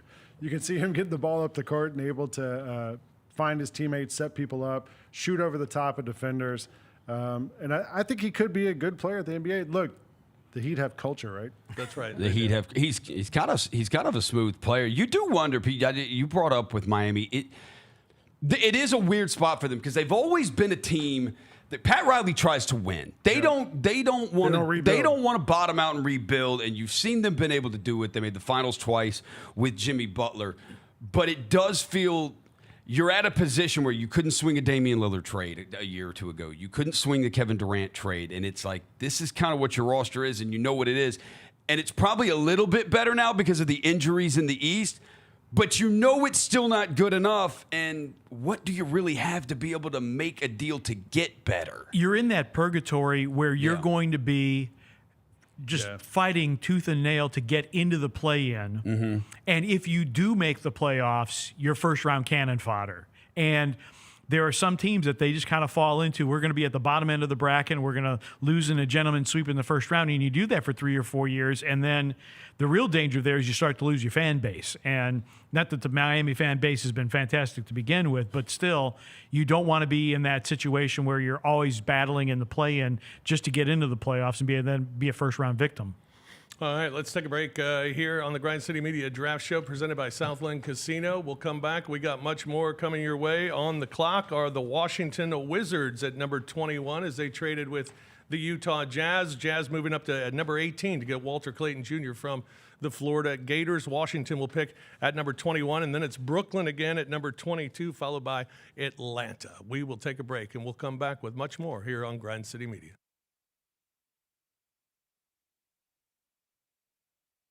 Murray State is going to the College World Series. It's easy for me to pick a team because 1, I love an underdog. 2, I hate UCLA, and I see that opening round matchup. And 3, we are connected to the school's most famous alumni, Ja Morant of Murray State. Tune in to the Jessica Benson Show with CJ Hurt live every weekday at 8 a.m. on YouTube at Grind City Media and the official Grind City Media app. You get to the main event, and you hear the crowd. There's some rumblings in the crowd. Here we go. They say, "We want truth." I love how John Cena said when they were chanting, "We want truth." You can't handle the truth. There you go. I loved it. He takes me off, boom. Takes the mask off, boom. And it's our freaking truth.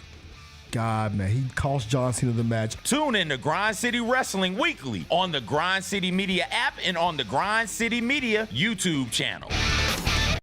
The Grizzlies, grannies, and grandpas have the right moves and are currently looking for new members to join their team for the upcoming season. These soulful seniors are a fan favorite group throughout Grizz Nation. You do not have to be a grandparent, but you must be at least 50 years old with personality, rhythm, and passion for performing. If that sounds like you, Then we want to see you on Sunday, June 29th. Visit grizzlies.com/auditions for more information. Shinedown. Dance Kid Dance Tour. Live in Memphis. FedEx Forum, Saturday, August 30th. With special guests, Bush and Morgan Wade. Get tickets now at livenation.com. Shinedown, live in concert. For more, visit shinedown.com. The Tigers are going to play in November in the Bahamas, the Baha Mar tournament, and the other teams expected to be there. Purdue, Wake Forest, and possibly Texas Tech. So Texas Tech's going to be good. Purdue's going to be good. If you don't have a roster that puts you in that same conversation, it could be a tough trip to the Bahamas. Yep. The Gary Parrish Show, live on weekdays at 10 a.m. on YouTube at Grind City Media and the official Grind City Media app. What can the Memphis Grizzlies learn from the Thunder Pacers NBA Finals series? Your style of play is not something that you really have to change. Both of these teams love to play fast. Both these teams love to play really aggressively on the defensive side of the ball. Hey, Grizzlies fans, be sure to tune in to Grizzbeat, where the panel and I break down all things Grizzlies and take a look at the rest of the NBA as well. The show is live every Wednesday, 2 p.m. on YouTube at Grind City Media and the official Grind City Media app.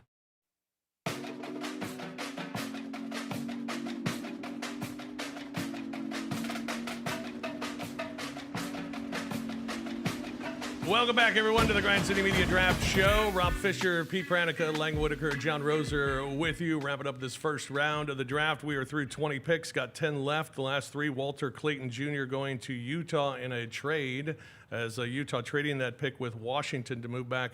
Washington moves back to number 21. Utah gets Walter Clayton Jr. out of Florida. Brooklyn gets Nolan Traoré. And Miami, they get the point guard out of Illinois, Kasparas, Jakucionis. I'm going to guess who's up next. The Wizards, right? The Wizards are up at number 21. I'm guessing either we see Liam McNeely or Asa Newell go here. Because the Wizards seem to be trying to get the corner on just athletic wings. They have all those young French guys already. They have Bub Carrington. Earlier in this draft, they took... Who'd the Wizards take? I don't have it on my thing. They took Walter Clayton Jr. Walter Clayton? Oh, no. The Wizards earlier. The Jazz took him. The Wizards took Trey Johnson out of Texas. Trey Johnson. The sharpshooter. They're just going after wings and guys who can just, like, they don't really have an identity yet. They're still just trying to get young, talented players. And I think Newell or Liam McNeely might be a guy who kind of fits into what the Wizards are trying to do. Neat Clifford, too, to some degree, but those other guys have more size than he does. Yeah. I know that we were thrilled with the Coward pickup, but the Neek, to have a Neek, I like what I saw from him. It's only one Neek. His name is actually Dominique Clifford, but he just goes by Neek. I was curious because I was wondering if his name was just Neek. Right. It's Dominique It Clifford. is Dominique. He just goes by Neek. Everybody just calls him Neek. See, I think that's a little premature. I think you need to be around the league for a few years before you get the Dominique shortened to Neek. Yeah, maybe so. I assume he was just called that growing up. You know, Probably. Coming up, Washington on the clock now, and then Brooklyn, Atlanta, Oklahoma City, and Orlando. They will be the next 5 picks for the upcoming first round. Is the first round being selected tonight, and then second round will be tomorrow night for the NBA draft. Grizzlies still have 2 selections in the second round. That graphic said Utah Jazz, key free agent, none. On ESPN. You said it all. Which means if they had a free agent, it'd probably still be the same answer. But this isn't their pick, even though it has Jazz on the thing behind him. Right. So this pick will go to Washington. They've got to figure that out one day. Yeah. They got to figure out a way to do that. Oh, Will Riley. Kind of interesting. So Will Riley, shooting guard, small forward from Illinois. Yeah. Played with Jakucionis last year at Illinois. Yeah. Good player, big size. Again, they got a wing. They just didn't get the wing I was thinking of. But they went after another wing guy. You know, I touched about it on the first segment. Like, after watching the finals, Pete, I don't know if you feel this way. Fish and I talked about it on the odds couple. You watch, like, Indiana. You watch the way the Thunder are built.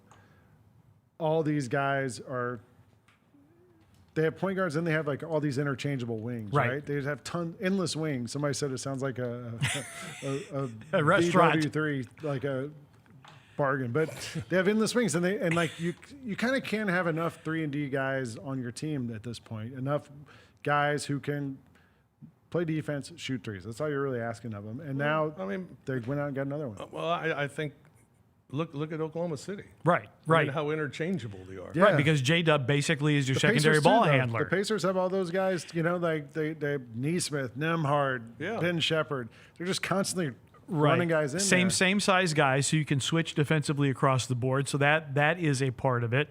And I mean, so many times we heard Taylor Jenkins and we've heard other coaches talk about the Swiss Army knife guy.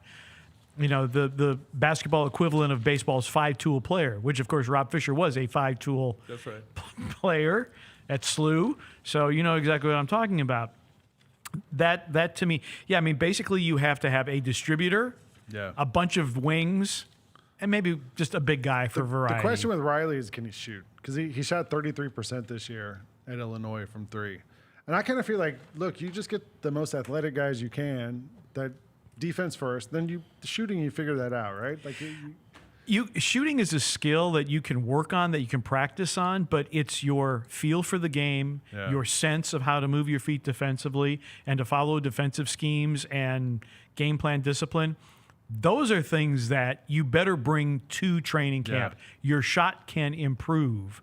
And I think what's being held against a lot of players is the fact if they did not shoot it well in college, there's a concern, well, you can't shoot it well from the shorter three-point line in college. What are you going to do when you get out to 23-plus feet? Yeah. Well, we had a couple of Fighting Illini players taken back-to-back with Will Riley, and I have to look at it every time I say it. Jakucionis. Wait, what is it? Kasparas. Jakucionis. I wonder what Brevin's going to call him. I wonder what Brevin's going to call him. 24 or whatever number he is. That's what Brevin's going to call him. Memphis Grizzlies selecting earlier tonight. They made a move, moving up from number 16 up to number 11 to get the guy that they wanted in Cedric Coward out of Washington State. They traded the number 16 pick, a future first-round pick in 2028, and 2 second-round picks as well to make that move. The Grizzlies still have work to do. They have made the move, trading Desmond Bane to the Orlando Magic in exchange for Cole Anthony and Kentavious Caldwell-Pope. A lot of draft picks involved in that as well. And now the Grizzlies are where they're at now, Pete. But the thing that keeps standing out to me is, you know, what we thought needed to be addressed going into the season, we've added another thing that needs to be addressed going into the season. And although, hold on to that. I'm going to get back to this. Someone else can where tell I us was about going. it. But first, we have a special guest with us from the Gary Parrish Show. He's in New York tonight working the NBA draft as well. Gary Parrish joining us here on the program. Hello, Gary. How are you, GP? I'm all right. How's everything going back in Memphis, Tennessee? Everybody's excited, Gary, because I think everybody's happy with the pick that the Grizzlies got. They targeted a guy. They went up. They got him. Regardless of where they got him, they went and got the guy that they wanted. And I think it's a guy that a lot of people have jumped on board with wanting for the Grizzlies. There's no question. This was a popular pick among Grizzlies fans. Chris Vernon had talked about it heading into the draft. I had him mocked to the Grizzlies, Cedric Coward, in my final mock draft for the 2025 NBA draft. Even nationally, you see the reaction to what the Grizzlies did, and it is almost completely positive. Cedric Coward is an amazing story. At this point, you guys know all the basics. Started at Division III level, couldn't get any Division I offers, then transfers to a Division I mid-major, transfers to Washington State, and was going to go play basketball at Duke next season up until he blew up during the pre-draft process. Once he started working out with teams, and especially after he measured and performed the way he measured and performed at the Combine, it became increasingly clear that he was never playing college basketball again, that he was going to be a locked first-round pick. I'm not sure how many people thought he was going to go this high, but quite clearly, and I think Zach Kleiman will explain this eventually, they felt like he would not be available at 16. They also felt like he was the person they wanted to get out of this draft. So you go up and you get him. And yes, the reviews are good so far. And you've got a building block that a lot of people believe in. GP Lang here. You know, you and I did our mock draft a couple weeks ago, the only mock draft that matters at the time when we did it. And looking at our mock draft now and looking at how this actual draft is playing out, which player has been the most surprising to you in terms of where they were actually drafted versus where some of the mock draft had the guy? Well, Yang Hansen, the Chinese prospect, going as high as he went, is not something I think anybody imagined. I'm not going to say it's stupid or idiotic because I've been wrong about draft picks before. Sam Presti has been wrong about draft picks before. But that's a real big swing by a Portland franchise that already has Donovan Clingan.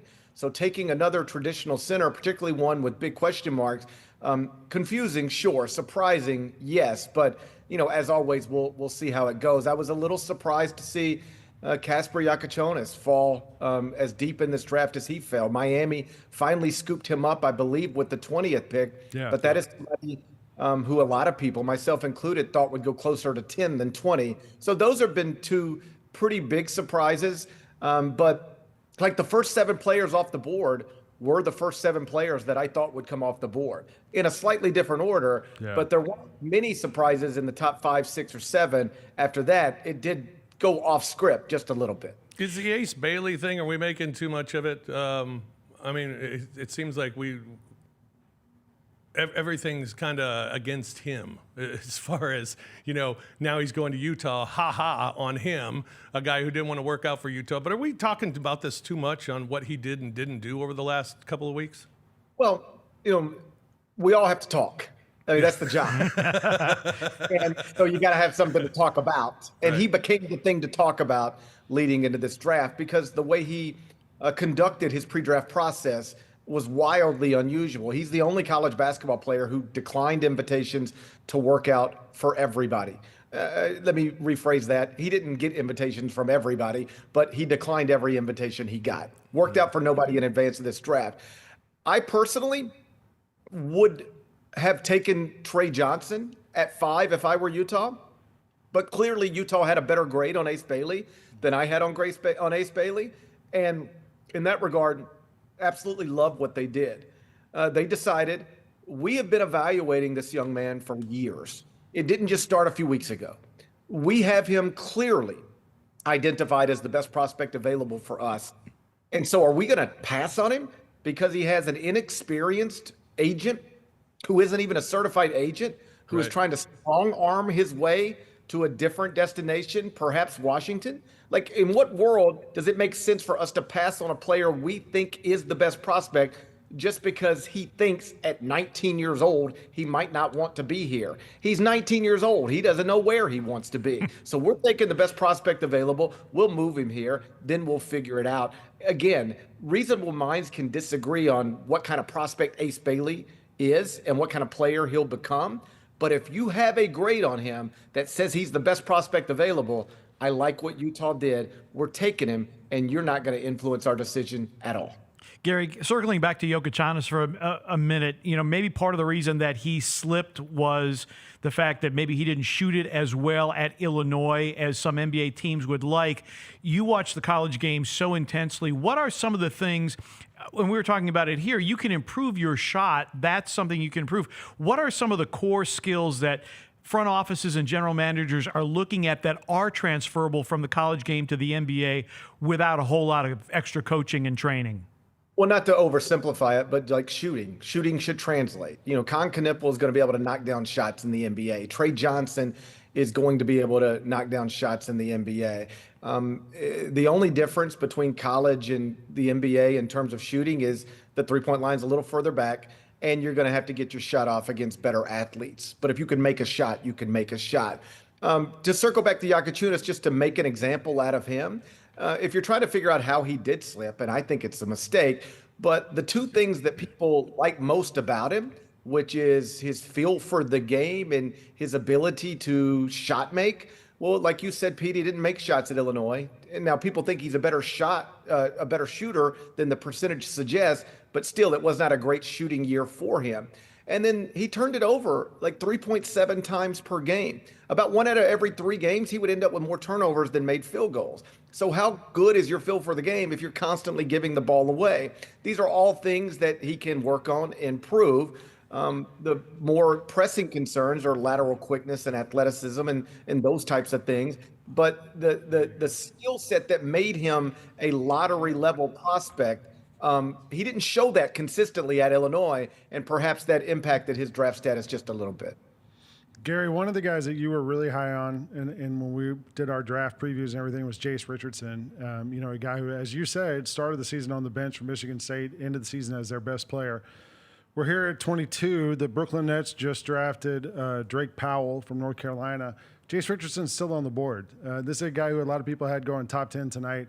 What do you think about Jace Richardson at this point, and do you think he's an NBA player, or is that size or lack thereof going to work against him? I'm a believer. If I were running all of these franchises, he would have been off the board by now. But the thing you mentioned is the thing that is causing this. He's little. He's 6'1", and he's not necessarily a point guard. Like, he's a combo guard. You can put the ball in his hands, but he is on the smaller side. Just look at this draft. Number 2, Dylan Harper, 6'6". In the top 10, Egor Demin, 6'8", 6'9". The backcourts in the NBA are getting bigger and bigger by the year. And when you are this small, you have challenges that are more defined than they've ever been. You can get attacked on the defensive end of the court over and over again. Ultimately, I think Jace Richardson is going to be in the NBA for a long time. But the reason he's still on the board in this moment is because he measured quite small for a combo. Gary, how's your night been? Good night?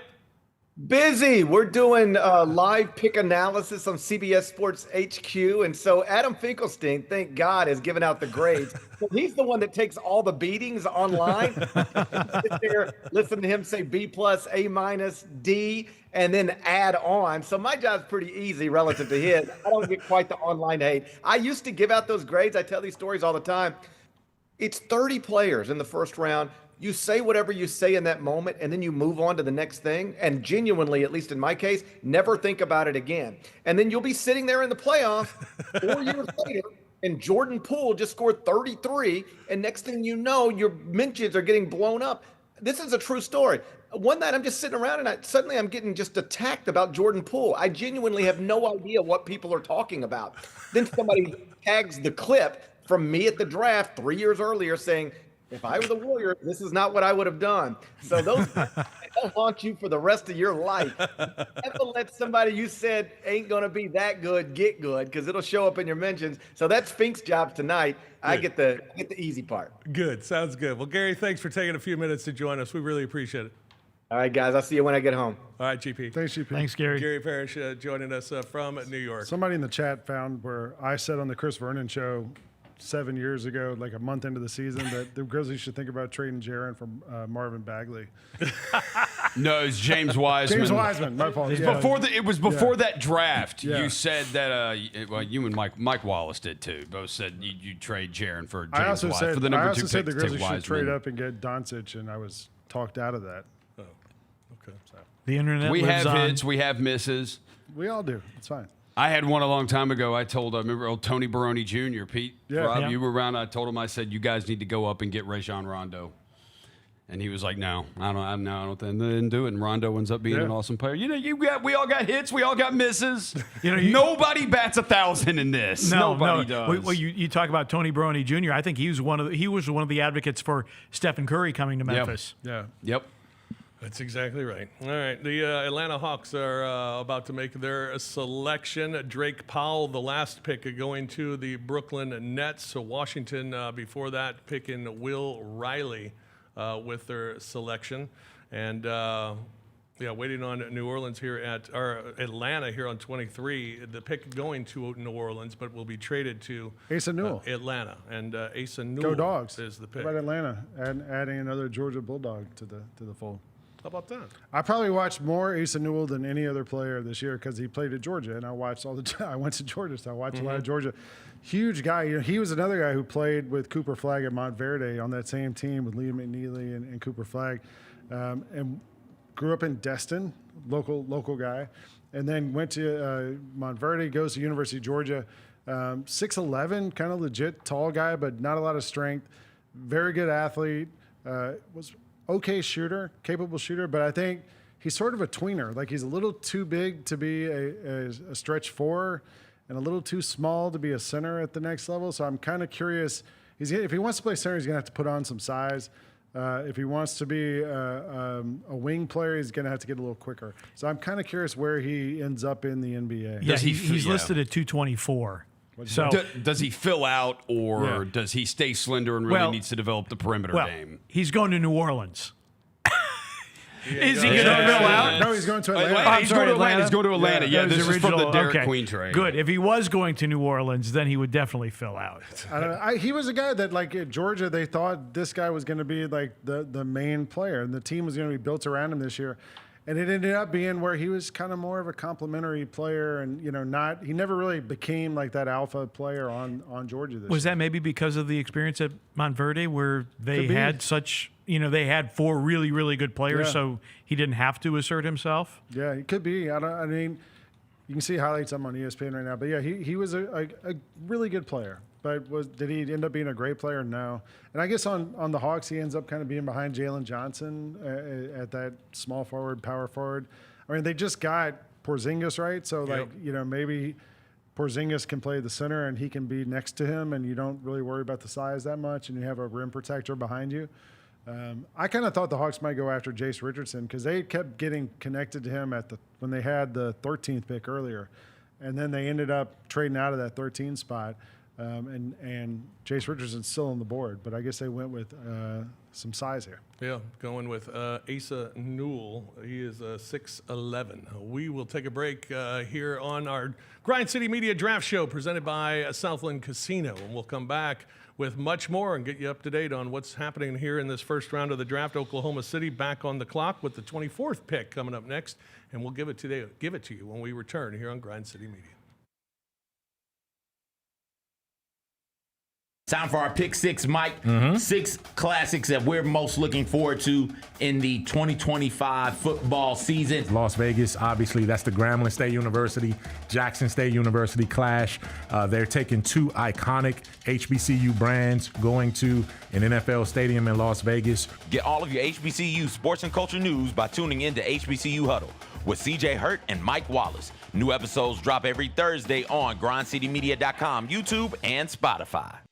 Have you always dreamed of entertaining on the biggest stage in Memphis? The Claw Crew is looking for members to join their team for the 2025-2026 season. Claw Crew members are hardworking, high-energy entertainers who assist Grizzlies home games by hyping up the crowd and much more. Not only do they support the Grizzlies on home games, but also promote in Memphis and across the Mid-South. Open auditions are Saturday, August 9th at FedEx Forum. Visit grizzlies.com/auditions for more information and to register today. You've seen the Grizz line jamming on the court and rocking out on Beale Street, and this is your chance to join the best drum line in the NBA.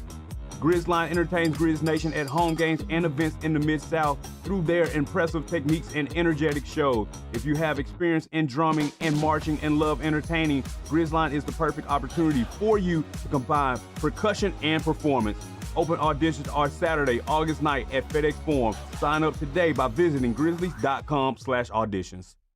Tony Allen joining us. I believe Young TA, what a fresh chop. That boy sliced today, boy. You say, that boy got the tape on the side? Okay, TA. Hey, and I like how you blurred out your background so we can't see that La Quinta this time. Can't see the hole in the wall, TA. Can't see the hole in the wall. The Chris Vernon Show, live on weekdays at noon on YouTube at Grind City Media and the official Grind City Media app.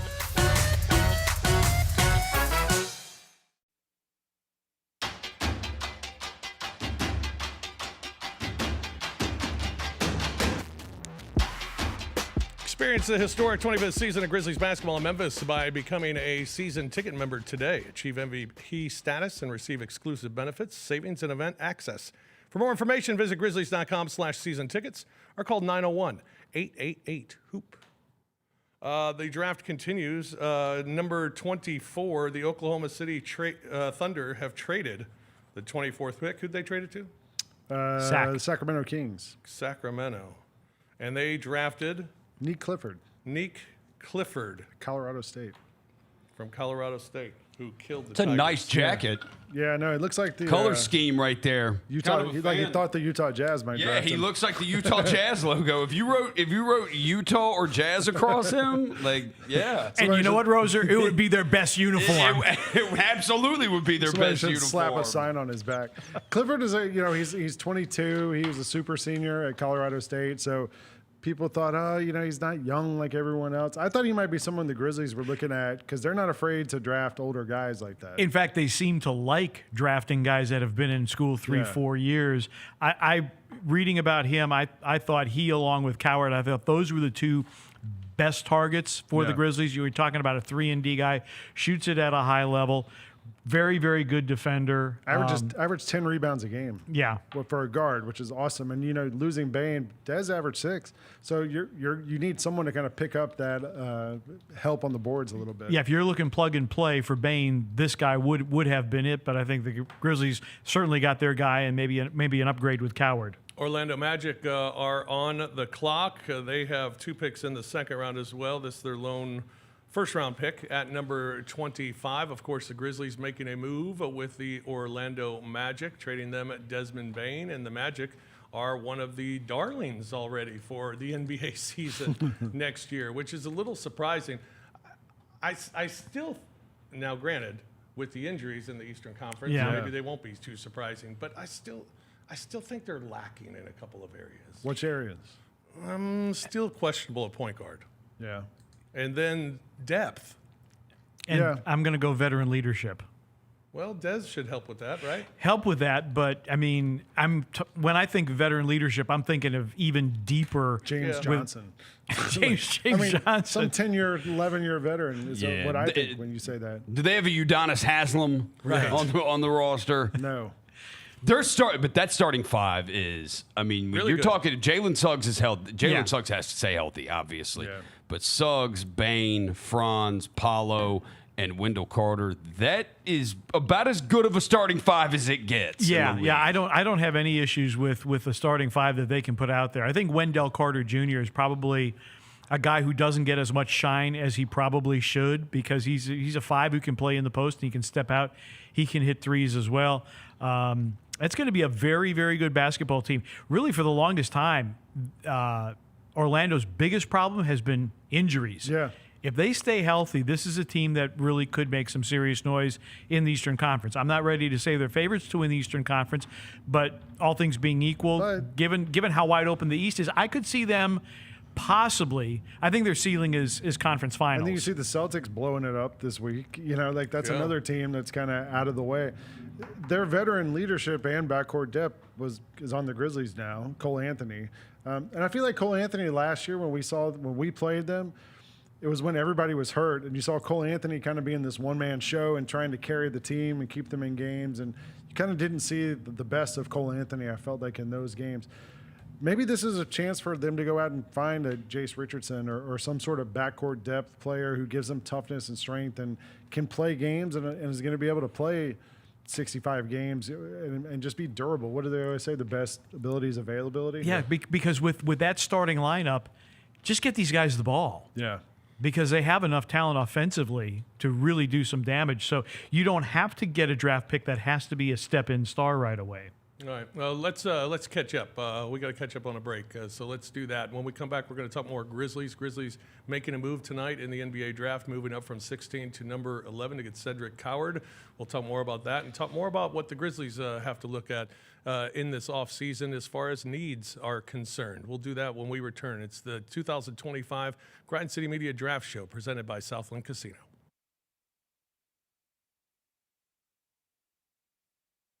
There are futures for Aaron Judge possibly hitting 400. Hitting 400 at the All-Star break, plus 600. Oh, wow. To have a 400 batting average in the regular season, plus 3,800. To win the Triple Crown is only plus 145. I don't think he's going to hit 400 for the season. I don't either. I that would be ridiculous. Yes, ridiculous. The Odds Couple, live at 2 p.m. on YouTube at Grind City Media and the official Grind City Media app. It's time for our pick six, Mike. 6 classics that we're most looking forward to in the 2025 football season. Las Vegas, obviously, that's the Grambling State University, Jackson State University clash. They're taking 2 iconic HBCU brands going to an NFL stadium in Las Vegas. Get all of your HBCU sports and culture news by tuning in to HBCU Huddle with CJ Hurt and Mike Wallace. New episodes drop every Thursday on grindcitymedia.com, YouTube, and Spotify. Creed. By overwhelming demand, the Summer of '99 tour returns. July 27th, FedEx Forum. With very special guest, Daughtry. And Mammoth. Tickets on sale now at livenation.com. Don't miss Creed with Daughtry and Mammoth. The Summer of '99 tour. 1, 2, 3.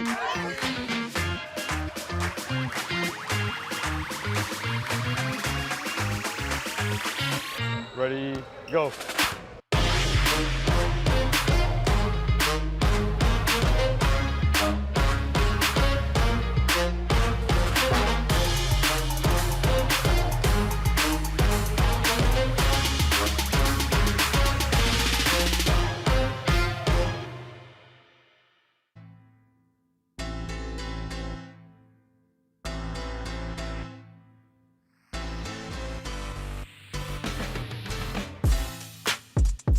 Welcome back, everyone. It's the 2025 Grind City Media Draft Show presented by Southland Casino. We welcome you back to the program. Here's where we stand through round 1 thus far up to this point. There's the top 15, and no real surprises, top 15. I mean, Ace Bailey a little bit going at number 5, but you don't see any real surprises in the top Coward. half, do you? Coward? I mean, 11? a month ago, Coward was barely in the bottom of the first round. Yeah, that's true. 2 months ago, no one had heard of him. Yeah. Right, but not was it David Thorpe who said he'd take him second overall? Yeah.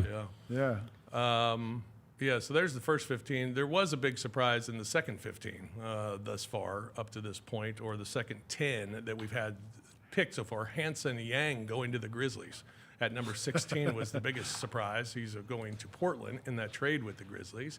But that was a surprise, came out of nowhere there. Walter Clayton Jr. picked a little earlier than I think expected. Yeah, most people had him like bottom of the first round, top of the second round type pick. I kind of thought he might be someone the Knicks would go after in the second round to kind of back up Brunson and give him the same style of play. But I don't think anybody had him going 18 overall. No, and Jace Richardson, the latest pick, going number 25 to Orlando, and you were talking about that being something maybe Orlando suggested it. I threw it out there. I thought it might be a good fit. You spoke it into existence. So the Nets have the next 2 picks. Yeah. I'm going to guess they're going to take one of these. The best player on the board in my mock draft, and the one Gary Parrish and I did too, is Liam McNeely, the guy from UConn, who's now, and most people had him in the 14, 15, 16 range, and now we're at 25. Yeah, he's a faller. Yeah, so he would. I would think you can't really pass him up at this low in the draft for the value. Then I'm going to guess they're also going to go Hugo Gonzalez, the guard from Spain, who's big, great passer, can score. Not the most athletic player, but a really good player. And I think Jordi Fernandez, his coach from Spain, has some history there, and might be an interesting pick for him. Who'd you say the first one was? Liam McNeely. Oh, that's right. And then Hugo Gonzalez, who played for Real Madrid last year. Okay. All right, let's see. Brooklyn having the next 2 picks, then Boston, Charlotte, and the Clippers to close out round 1 of the NBA draft. The Grizzlies making a move tonight, moving from 16 up to 11 to get Cedric Coward with the first pick, their first-round pick this year's draft. They also sent some picks in exchange for Coward, sending the 16 pick, a future first-round pick in 2028, and 2 future second-round picks as well. But, Pete, as I was trying, hey, he got a Grizzlies hat. He did get a Grizzlies hat. How about that? All right, Cedric Coward, welcome. Yes. Welcome to the Memphis Grizzlies. Fantastic. Super sad. I'm glad they got him a hat of the right team. As I was talking to you before we got interrupted by Gary, the Grizzlies certainly, they've started moves with the Desmond Bane move. They get a guy tonight that seems like they targeted, that they really wanted, but it's not over. There still has a lot of work to be done, and one of the things that needs to be done is this: they got to find a big. I mean, I caution on the side of length that he's Right. going to be out, that I would expect at least a couple of months. If it's a couple of months, you got to fill that spot. Yeah. The ankle surgery for Zach Edey certainly, puts a hole in the Grizzlies starting lineup. Question number one is Brandon Clark. There's two major injuries really in the last couple of years. Is he going to be fully ready, and will he remain healthy throughout? And you're also giving up a lot of length physically by having him as your starting center as opposed to Zach Edey. We don't know if Jay Huff is going to be back necessarily, or if he would go away in a trade. But Jay Huff is a very different player style-wise than what Zach Edey is. The one thing, though, about drafting another big, you're not going to get a big in the second round unless that you can immediately plug into the starting lineup. No. Right. So, you have to almost assume that the current roster being what it is that Brandon Clark is going to be your starting center. Because, like I said, Jay Huff is a totally different type of player. Yeah. And that is going to be the real big thing. I go back to last year, and I am so pleased that Zach Edey played as well as he did this year, because I remember, I think you guys were at the casino. I was with some ticket holders here at FedEx Forum. We were working. We weren't just at the casino. Oh, no, I know. Well, yes, I know. You were at Southland working that segment of the draft party. Yeah. I was working with season ticket holders, and there was the rumor that the Grizzlies were going to get Donovan Clingan, and there was so much excitement because it was perceived that he would be a better pro than Zach Edey. And one of the things about Zach Edey is it seems that people were so intent on talking about what he could not do, that he was too big, that he was too immobile, that he was too this, that, or the other, that would not translate to the NBA game. And Zach Edey, at least to this point, far superior to Donovan Clingan as an NBA center. And with the coaching change too, I think you saw Tomas Isilo figure out a way to unlock him a little bit more. Yeah. And then with Morant playing more consistently down the stretch, those two as a pick and roll tandem really started to develop a chemistry that was forged last summer. I really hate the fact that Edey is hurt, obviously will miss start of the season. I really thought it would have been beneficial for Edey to get some summer league reps as well. Yeah, I was looking forward to him in the summer one league. thing I keep going back to with this Grizzlies roster construction and we've seen Tomas Isilo coach 10 regular season games and then one playoff series and have 2 practices or whatever. We don't really know what his system is going to be, I think, and we don't know what the players he wants are for that system. And maybe a Brandon Clark's a good fit for what he wants to do. I have no idea. We haven't seen him do it other than just right there at the end of the season, So I think that's worth. Oh, look at this. Ben Saraf, the guy from Israel, the swingman, 6'5"-ish, good playmaker, not a great athlete, but had a really good season overseas. And I think a lot of people kind of thought he might be top of the second round. So Nets draft him bottom of the first round. But getting back to your point about Tomas Isilo, the whole thing that Tomas kept saying is, I am pragmatic. What works is what we're going to use. Yeah. And so he may be forced into a situation where Brandon Clark is going to be a small ball 5, and he'll figure out a way to make the most of it until Zach Edey can come back, and then you'll probably see even a little bit more pick and roll, although certainly Brandon along with Morant, that was a pretty good pick and roll combination too. Yeah, it was. What's the biggest need right now for the Grizzlies, Lane? Shooting, to me. I mean, you lose Desmond Bain, you might lose Santi Aldama, you might lose Luke Kennard. That's a lot of 3-point shots. So the Nets have taken 4 guards. So there are so many teams right now where we're going to end up leaving this first round going, we have no idea what they're doing. I think the biggest thing for the Grizzlies, the one thing they have done, and Zach Kleiman talked about this at his end of season media session, is they want to get Jaren Jackson Jr.'s renegotiation extension done. They had about $6.5 million in cap space. With the Desmond Bain trade that brought them into the first round of the draft, which had added a first-round pick that they didn't have before, that took $2 million of that salary off and took you to $4.5 million. Then you've since traded up to 11, and you've cut about $1.5 million more out of your cap space now. So you're at about 3.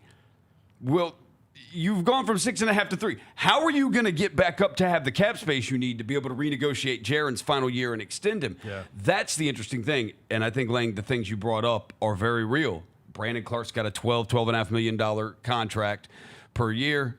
Santi Aldama, they're signing trade possibilities, but they've got to maneuver away. If they want to do his renegotiation and extension this offseason, they do have to find a way to clear cap space. It's the best thing to be sitting in this seat because we can sit here, and I sit here, and I'm telling you, we're not done. We still got a lot of moves to make. We got a lot of things to do. And then someone smart could come back to me and say, well, we can't do that because of this and this and this and all this. And my thing would be, well, do it anyway. Figure it out. And I mean, that's why I'm not in that office downstairs because I can't do that. We have fans in our show chat who are like, we need to go get Jaylen Brown and Cam Johnson and Nick Claxton. I'm like, and how are we going to get all these guys? Right. You know, but it doesn't matter. Just do it. Do it. Just go get it. Okay. We'll be into the third apron, which doesn't technically exist, but we'd be in the third apron. We'll be there. Yeah. Not to skip ahead to tomorrow in round 2 of the draft, but Lang, Grizzlies have 2 picks tomorrow in the second round. Yeah. Do you expect them to keep them? Again, I guess if anything, you think the Grizzlies might use them to replenish the two-ways because you don't know if Yuki's going to be back. You don't know what happens with Cam Spencer. Does he go to on the main roster? Or what Pullen, does he end up playing with them? So I think if anything, you might look for some either that or draft and stash guys the way we've seen them do before. Mm-hmm. Take somebody who we don't even see for a couple of years. Yeah. So I think if anything, that might be what the Grizzlies do. You're not going to get someone who's going to play in the second round unless there's like a center or somebody like that who drops on there. That Max Reynaud, the kid out of Stanford, is still out there. That was a guy who some people had going middle of the late first round. Averaged 10 rebounds, 7'1", big dude, can set screens, shoot threes. Like maybe if somebody like that is at the top of the second round, maybe you can package those and move up. Right. And you could get that second round pick, that second round big, sign him to a two-way, and start of the season when Edey's going to be out, just activate him for those games. Yeah, it'll be interesting to see. Grizzlies will have those 2 picks Danny Wolf tomorrow. Danny Wolf just selected by the Brooklyn Nets. Hey, someone who's not a guard. Yeah, how about that? And American. Yeah. We had the graphic up of all the people that Brooklyn has. Yeah. I mean, it's just amazing. They're going to have to thin that out with all the people that they have. The Brooklyn training camp will be fun. The Long Island Nets are going to be in good shape. Yeah. Their G League affiliate. Man. Wolf, this is what I got on me. 7 foot, 21 years old, great skill set, and seek to plug him in as a useful role player. He's a really good passer, a facilitator. Almost had like triple doubles several times this year. The thing that worked against him, his shooting wasn't great, 59% on free throws. But he also just made a lot of tried a little too hard sometimes to make the amazing pass, to make the great play, the highlight play. And a lot of times people were like, hey man, just take a little step back, play within yourself. And he didn't seem to have that gear to his game. So I don't know. It'll be interesting to see in the NBA if he's kind of forced into that role, when all of a sudden he's going against guys who are bigger and more athletic than him. Because he's big, he's got size, he's 7 feet tall, and got a big frame. But they only have Nick Claxton, and that's the only guy who really played big minutes for them, right, in the backcourt. Yeah, in the frontcourt. We got to give a shout out to our technical director today, Jacob Stopcotti. Pug shouted out, said Danny Wolf and Stopcotti, same guy, they look alike. That's not bad. Shout out our technical director, Jacob Stopcotti. Great job. I think the Brooklyn Nets also have isn't that Grizz legend, Tosan Awoma. Oh, yeah. Tosan. Grizzlies legend.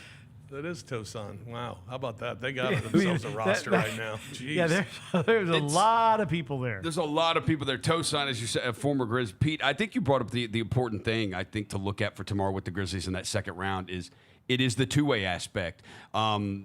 Two-way contracts move a lot in this league, and you've seen the Grizzlies each of the last couple of years. They've used the second round.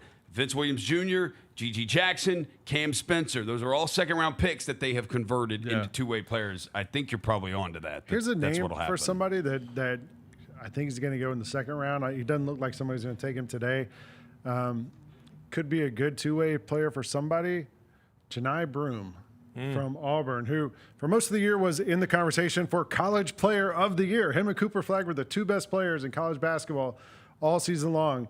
He's a little shorter than everyone wants him to be. He's a little less athletic than people want him to be. He's a little older than everybody wants him to be, but he can play basketball. So Chris Vernon brought this up to me today. He said, he goes, Roser, you are going to call a G League game next year where Janai Broome has 20 and 20 or 30 and 20. And I said, I've seen this in the G League. Do you know who this is? And he goes, who? I said, it is Oscar Tshiebwe. Oscar Tshiebwe the exact same way. National Player of the Year at Kentucky, SEC Player of the Year 2 years in a row, and is just an absolute monster in the G League that hasn't translated to the NBA. But I'm with you, Lang. The best conference in America, Janai Broome, like, it's sort of crazy that he was so well-regarded. There are worse players to give a shot to. Yeah, no doubt. I had the Celtics taking a shot at him at the end of the first round. I figured, you go to a veteran team, surround him with guys who know what they're doing, and just let him kind of be a Draymond Green-esque player on your team. But I don't know. I don't know if anyone's going to take him at the end of this draft tonight. The Celtics are on the clock. Yeah, Celtics are on the clock with pick number 28. If I nail this pick, I'm leaving. Mic drop. We'll take a break. It's the Grind City Media Draft Show presented by Southland Casino. We'll be back. Final three picks of the NBA draft coming up after this. Murray State is going to the College World Series. It's easy for me to pick a team because 1, I love an underdog. 2, I hate UCLA, and I see that opening round matchup. And 3, we are connected to the school's most famous alumni, Ja Morant of Murray State. Tune in to the Jessica Benson Show with CJ Hurt live every weekday at 8 a.m. on YouTube at Grind City Media and the official Grind City Media app. You get to the main event, and you hear the crowd. There's some rumblings in the crowd. Here we go. They say, we want truth. I love how John Cena said when they were chanting, we want truth. You can't handle the truth. There you go. I loved it. He takes the knee off, boom. Takes the mask off, boom.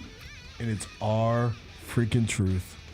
God, man, he cost John Cena the match. Tune in to Grind City Wrestling weekly on the Grind City Media app and on the Grind City Media YouTube channel.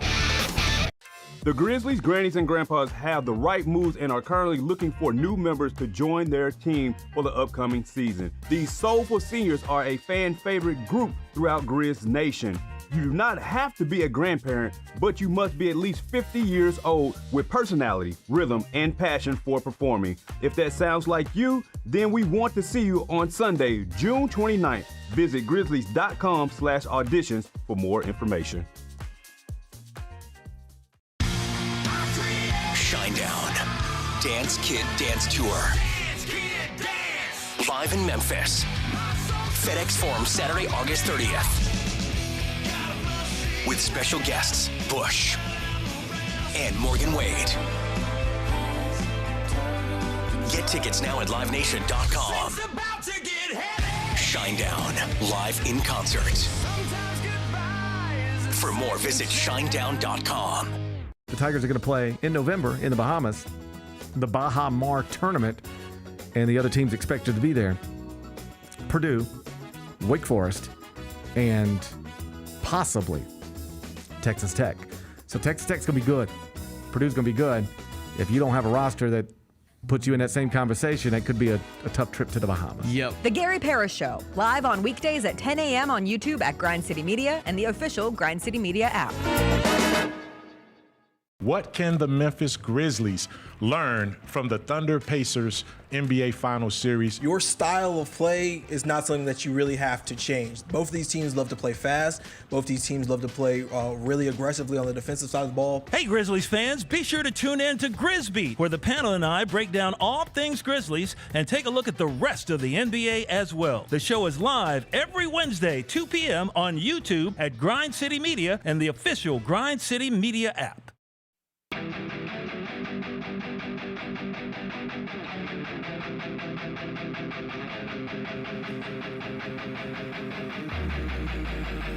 Welcome back, everyone. It's the Grind City Media Draft Show presented by Southland Casino. Rob Fisher, Pete Pranica, Lang Whitaker, and John Roser with you here this evening. A couple of picks left. Boston did make their selection at number 28. They need some front court depth, and they got Hugo Gonzalez, 6'7", great defensive player. Pretty good. Yeah. He's a good scorer, actually, from what I saw. But I think the thing with him was not having a lot of minutes. You know, sometimes you see those European players who play 10 minutes, 12 minutes a game, and that's partly just because that's the way the minutes get divided up a lot of times over there. But he averaged 11 minutes a game for Real Madrid this year. So who knows how he translates to the NBA. He's big, 6'6", 225. But I don't know if he's going to be an impact player in the NBA. And also, look, it's the Celtics, right? Right. They already traded Drew Holiday. Maybe Derek White's gone too. Maybe Jaylen Brown is gone. Who knows what kind of roster they're going to run out there. I guess that's the question that I would have for Boston is this a gap year? Like, okay, let's just get through it and keep our powder dry, and then next year we're going to be back in the mix. Yeah. Or you know, you don't want to go all out tank, but by the same token, your expectations have to be totally different. Yeah. Boston making a couple of moves this week, sending out Drew Holiday for Anthony Simons from Portland, and then Kristaps Porzingis sent to Atlanta as well. Yeah, it's interesting when these two come up, and then you just mentioned it, Lang, about Derek White or Jaylen Brown. It's like, wow, are they doing a teardown? It feels like it, doesn't it? Because Pete, you said a gap year. I mean, 1 year you can try to sustain for a year, but it looks like they're like, screw it. Well, they have new ownership, and I think they took one look at the tax bill and said, "Gulp." Yeah, there's just a huge. It's just what it is now with these aprons. It's like 3 to 4 years, and then you've got to find a way to maneuver it. Now you do wonder. They do have with the guys they brought in at Simons and Niang that it adds up to about $34-35 million in expiring contracts now. You do wonder if they do want to pay a lot. Do they try come mid-season to flip that for something for a big player at the deadline? You never know. Yeah, I mean, just see how the season starts to unfold and then make a decision at that point. I'll tell you, a guy that I absolutely love is Derek White. Yes. Would love to have that guy. Yes. Me too. Well, do it then. Then just do it. Yeah. The two guys I've left forever are Derek White and Herb Jones, and now you see both of them getting mentioned and stuff. Right. You get excited. Oh, man. Yeah. Herb would be great. Yeah. I love Herb. Fantastic. Long defender. Love his game. Derek White, you don't have to run plays for him, but he just plays. He plays so his butt impactful. off. Yeah. Shoots the three ball really well. Very, very, very disciplined out of that San Antonio system. Like, he was so good on the Olympic team, did everything. The Phoenix Suns earlier tonight, they went out and they got Khaman Maluach from Duke, right? Yes. Yeah, from Duke. They picked him up, and minutes later, they traded for Mark Williams from the Charlotte Hornets. So they got a couple of bigs in a matter of minutes as they got Mark Williams. The Charlotte Hornets are now on the clock after making that move to trade Mark Williams to Phoenix. They moved into this 20th spot or 29th spot in the draft. So McNeely? You think it's McNeely now? I mean, he's running out of time here in this first round. Could be. I think he might be him. I mean, he'd be a great shooter on the wing. Put him and Knueppel on the wings, and there's your shooting. I just got to wonder with this, like, what is the Mark Williams stuff? Because you see the size, the wingspan. The Lakers had the deal worked out for him, and then by all accounts, all reports, the Lakers essentially got buyer's remorse, and now all of a sudden the medical's not good, and now they're dealing him to Phoenix. He flunked the physical, and he was really good like the last month and a half of the season. Yeah. So it's basically that's what the rumors are, that the Lakers just got buyer's remorse on it, and there's really nothing wrong with them. And they just took Liam McNeely. And they took Liam McNeely. Lang Whitaker hitting home runs all night long. Good. That's a really good fit for them. I mean, he's big. The thing with him, right, was he was hurt a lot this year at UConn, so you never saw the full potential of what he can be. But I think he shot 49% on catch and shoot 3-pointers where he was unguarded. Yeah. And if you're playing with LaMelo Ball, you might get a lot of unguarded catch and shoot 3-point attempts. Conversely, when he was guarded, he shot below 30%. Yeah, well, I think that was a lot because he couldn't put the ball on the floor.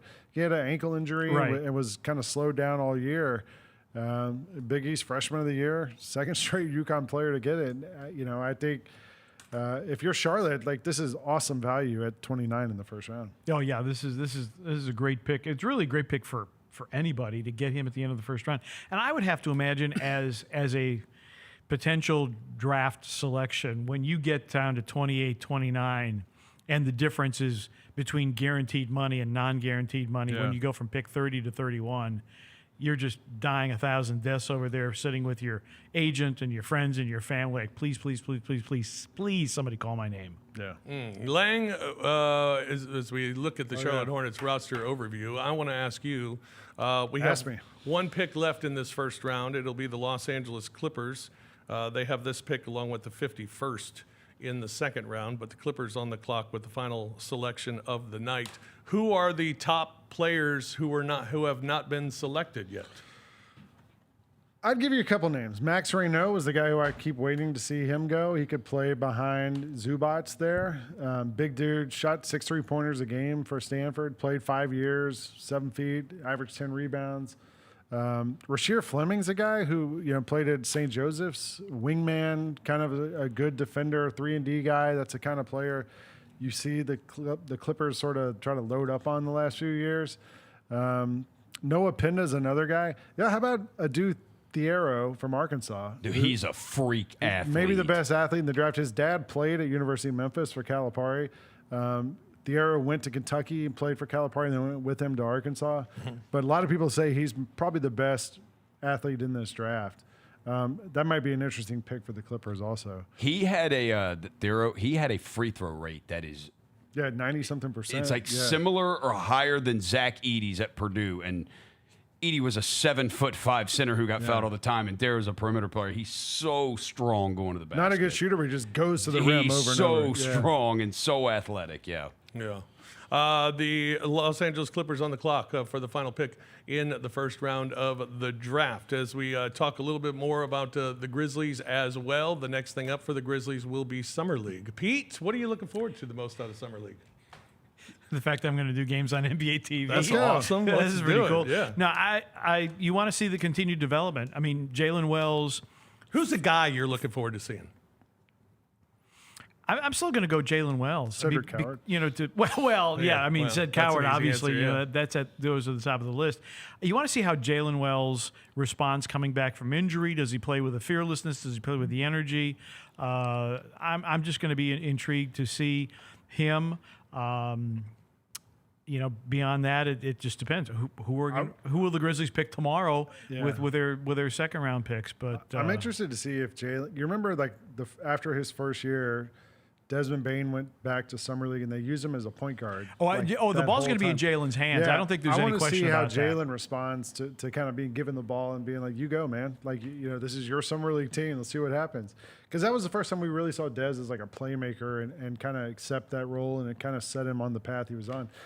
Jalen, we know he's like one of the hardest working people on this team, and he's going to embrace the challenge. And I'm really curious to see how he reacts to kind of being that primary ball handler probably for a lot of this Summer League. And assuming Cam Spencer's on the roster, would love to see Cam Spencer. That's the one I think is Cam Spencer, because everybody just talks about how, you can't keep him out of the gym. It's gym home, and this kid's a maniac about basketball. Oh, Roser is crazy. So playoff series in Oklahoma City, he is out on the floor and he is shooting like 2.5, 3 hours before the game. And everybody has a shooting schedule. And even when everybody else is shooting, he still has the ball. He's still dribbling. And then when finally everybody has gone through and done their shooting, he goes and shoots more. Mm-hmm. I mean, he's an absolute fanatic about the game. So would love to see him play some more Summer League. Is Gigi going to be there? We don't know. We don't know yet. Third year, you really don't. Third year players. I know Jake LaRavia has played. Some guys play in their third year. Some guys. Yeah, don't. I think that was. Didn't Jake basically make that decision? He said, like, look, I need it because I've been injured, and. Well, I'd like to see Gigi. I think that's how it goes. I agree with you, Fish. I really think Gigi should go because last year was kind of a lost year. Yes, for and him. he needs to find it. Yes, because what we saw in his rookie year is what we want to see in year 3. Yes, absolutely. And not necessarily those numbers, because he's not going to have those opportunities. Right. But we need him to fit into a role, because right now, last year he was role-less. There was so much talk about he needs to defend, and it's like, well, wait a second, the guy can score too a little bit, and all we're doing is pounding on him about defense, and I think it got to him, and certainly, he talked at the end of the year about it being a mental health year and how tough it was for him. I think a lot of that was he didn't really have a defined role on this team, and I hope that is defined for him. I think it's tough when he came in and kind of busted on the scene on a team that was injured, and he got to pretty much take 17 shots if he wanted to, and now you're coming back and, like you said, you're expected to play a role, and you don't just get to take 17 shots and shoot whatever shot you want to. I think similarly, if he's on the roster, Vince Williams Jr. is another guy. We saw Vince, and it looked like, oh, this is going to be a kind of glue guy, and last year it did not go his way. Kind of seemed like may have lost some confidence. And if he's on the team next year, let's see if he can build that back up and if he wants to play Summer League too. Yeah, and both those guys showed well in that injury-plagued year. Then they themselves got injured and came back late in the season. And particularly in Gigi's case, his return kind of coincided – no cause and effect here, but his return and the downturn in the team's fortunes was pretty much at the same time. And I think everybody was looking for answers, and trying to find answers for Gigi was part of it. Yeah, the Los Fish, Angeles I'm interested Clippers. to hear you pronounce this guy's name. Oh, no. We'll see. Oh, no. All right, hold on. Oh, is he another crowd guy? Yeah. Who is this? Nice. Played at Penn State. Oh, shout out Darnell. Yeah. Well, I'll look down. You know here. Darnell's fired is up. it Yannick Conan Niederhauser? That's him. Wow. Nailed it, Fish. Thank you very much. He's a big dude. Like, he's legit 7 feet tall, from Switzerland, and played MAC. I can't remember where he played. 2 years in the MAC, and then transferred to Penn State, Northern Illinois. And last year at Penn State, he averaged like 13 and 6, but huge guy. I mean, look at him. He's going to dwarf Adam Silver. That is going to be crazy for the person who's got to stitch that last name on the jersey. Niederhauser? Yeah. That's like the name in what was be the a movie? rainbow across the back of the What jersey. was the movie with the kid who breaks his arm on the Cubs? The pitcher. Oh, Rowan Gardner. Rowan Gardner. Yeah. Rowan Nauser? Niederhauser? Yeah. That's what it seems like. At But least yeah, there's going to be a lot of fabric on that uniform because he's so tall. he kind of reminds me of Michael Olowokandi in that, like, he has all the physical tools in the world, but it never quite clicked together. So it's interesting that the Clippers end up with him. Yeah, Yannick Conan Niederhauser, the final pick of the first night of the NBA draft and the final pick of the first round of the NBA draft. Round 2 will be tomorrow. The Grizzlies made a pick tonight, and they were selected. They were supposed to select at number 16. They moved up to number 11 with a trade with the Portland Trailblazers. Grizzlies moved up to number 11. They got Cedric Coward as their selection, a guy that the Grizzlies had targeted and wanted, and they moved up to get him. Our final thoughts as we leave here tonight, Pete. I think everybody's pretty impressed. I mean, I'm impressed because I look at what those who know a lot more about this than I do have said about it. Yeah, I mean, really, the Grizzlies got the guy that they wanted. It is the annual Zach Kleiman, let's trade up in the draft to get the guy that we want. And I think they got someone who has tremendous potential for this Grizzlies basketball team, particularly with the trade of Desmond Bane to Orlando. I think Coward is going to be a great fit. His stock really rose the more that he had his workouts, the more that he talked to teams. This is a guy who was ready to go to Duke and make $3 million a year on NIL. But the fact of the matter is his stock rose so rapidly that he was in the draft, and the Grizzlies did what they had to do in terms of giving up a future first-round pick in 2028 and then a couple of future second-round picks in order to get their guy. I think it's a big win for Zach Kleiman. Lang, you've watched a lot of these players and a lot of film on a lot of these players and done a lot of work on these players. How do you think the Grizzlies fared? I love Coward. A couple of months ago, the only one who knew him was the guy Vernon ran From into Target. at Target on Poplar. But he's like just consistently climbed these mock drafts, and his name is just keeps bubbling up. in everything I've read for the last 2 months, more and more every single week. Showing up at the combine, he was incredible. Made all his shots, was top of every list in the measurables and all that stuff. I think the real question is just going to be, how does that translate from Washington State and Eastern Washington to the NBA? The thing I keep going back to was the Grizzlies had a guy who played at Washington State, and it transferred pretty well to the NBA. It's a real small sample size, 6 games. Yeah. But, you know, if he goes to the combine and plays well in those scrimmages and against those players, John Shire believed in him, wanted him to come there. You figure it's going to work out at this level. And I think, you know, the Grizzlies didn't have a ton of flexibility to go get what they need because salary reasons and other stuff. So to kind of go all in on this guy shows you their belief in him. And I'm interested to see how it translates at the next level. John Roser? Brandon Clark, Desmond Bain, Santi Aldama, David Roddy, Cedric Coward.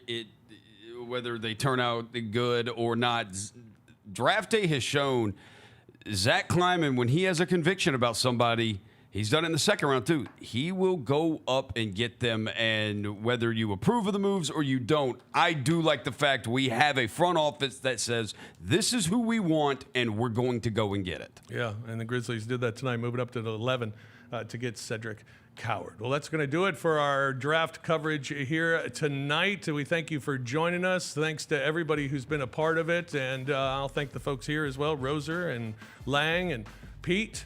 I'm Fish. Thanks to everyone behind the scenes as well who did amazing work tonight to putting this show together.